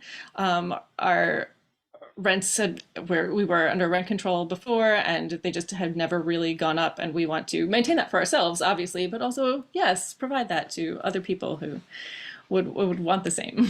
That actually leads directly to the question that's in the chat. So I'm hoping that you could just respond. And the question is, how do you plan to qualify the new residents specifically? Yeah, there are, that is something that we'll be determining as we go down the road a little bit later. There are a couple different routes that can happen. We may actually be going through the district's waiting list. That is one option. So, we wouldn't be going out really necessarily soliciting additional people. We would be choosing people off of the pre-existing waiting list, and then and if they qualify and they're interested, then maybe offered a spot. That is one option. Or another option is the management company that takes over the management of this project when it's redeveloped would be filling those spots. So I don't have a lot of specifics on that because it's still a little ways out, and there are a couple different pathways you can go about filling those depending on the subsidies that this project ends up ultimately having.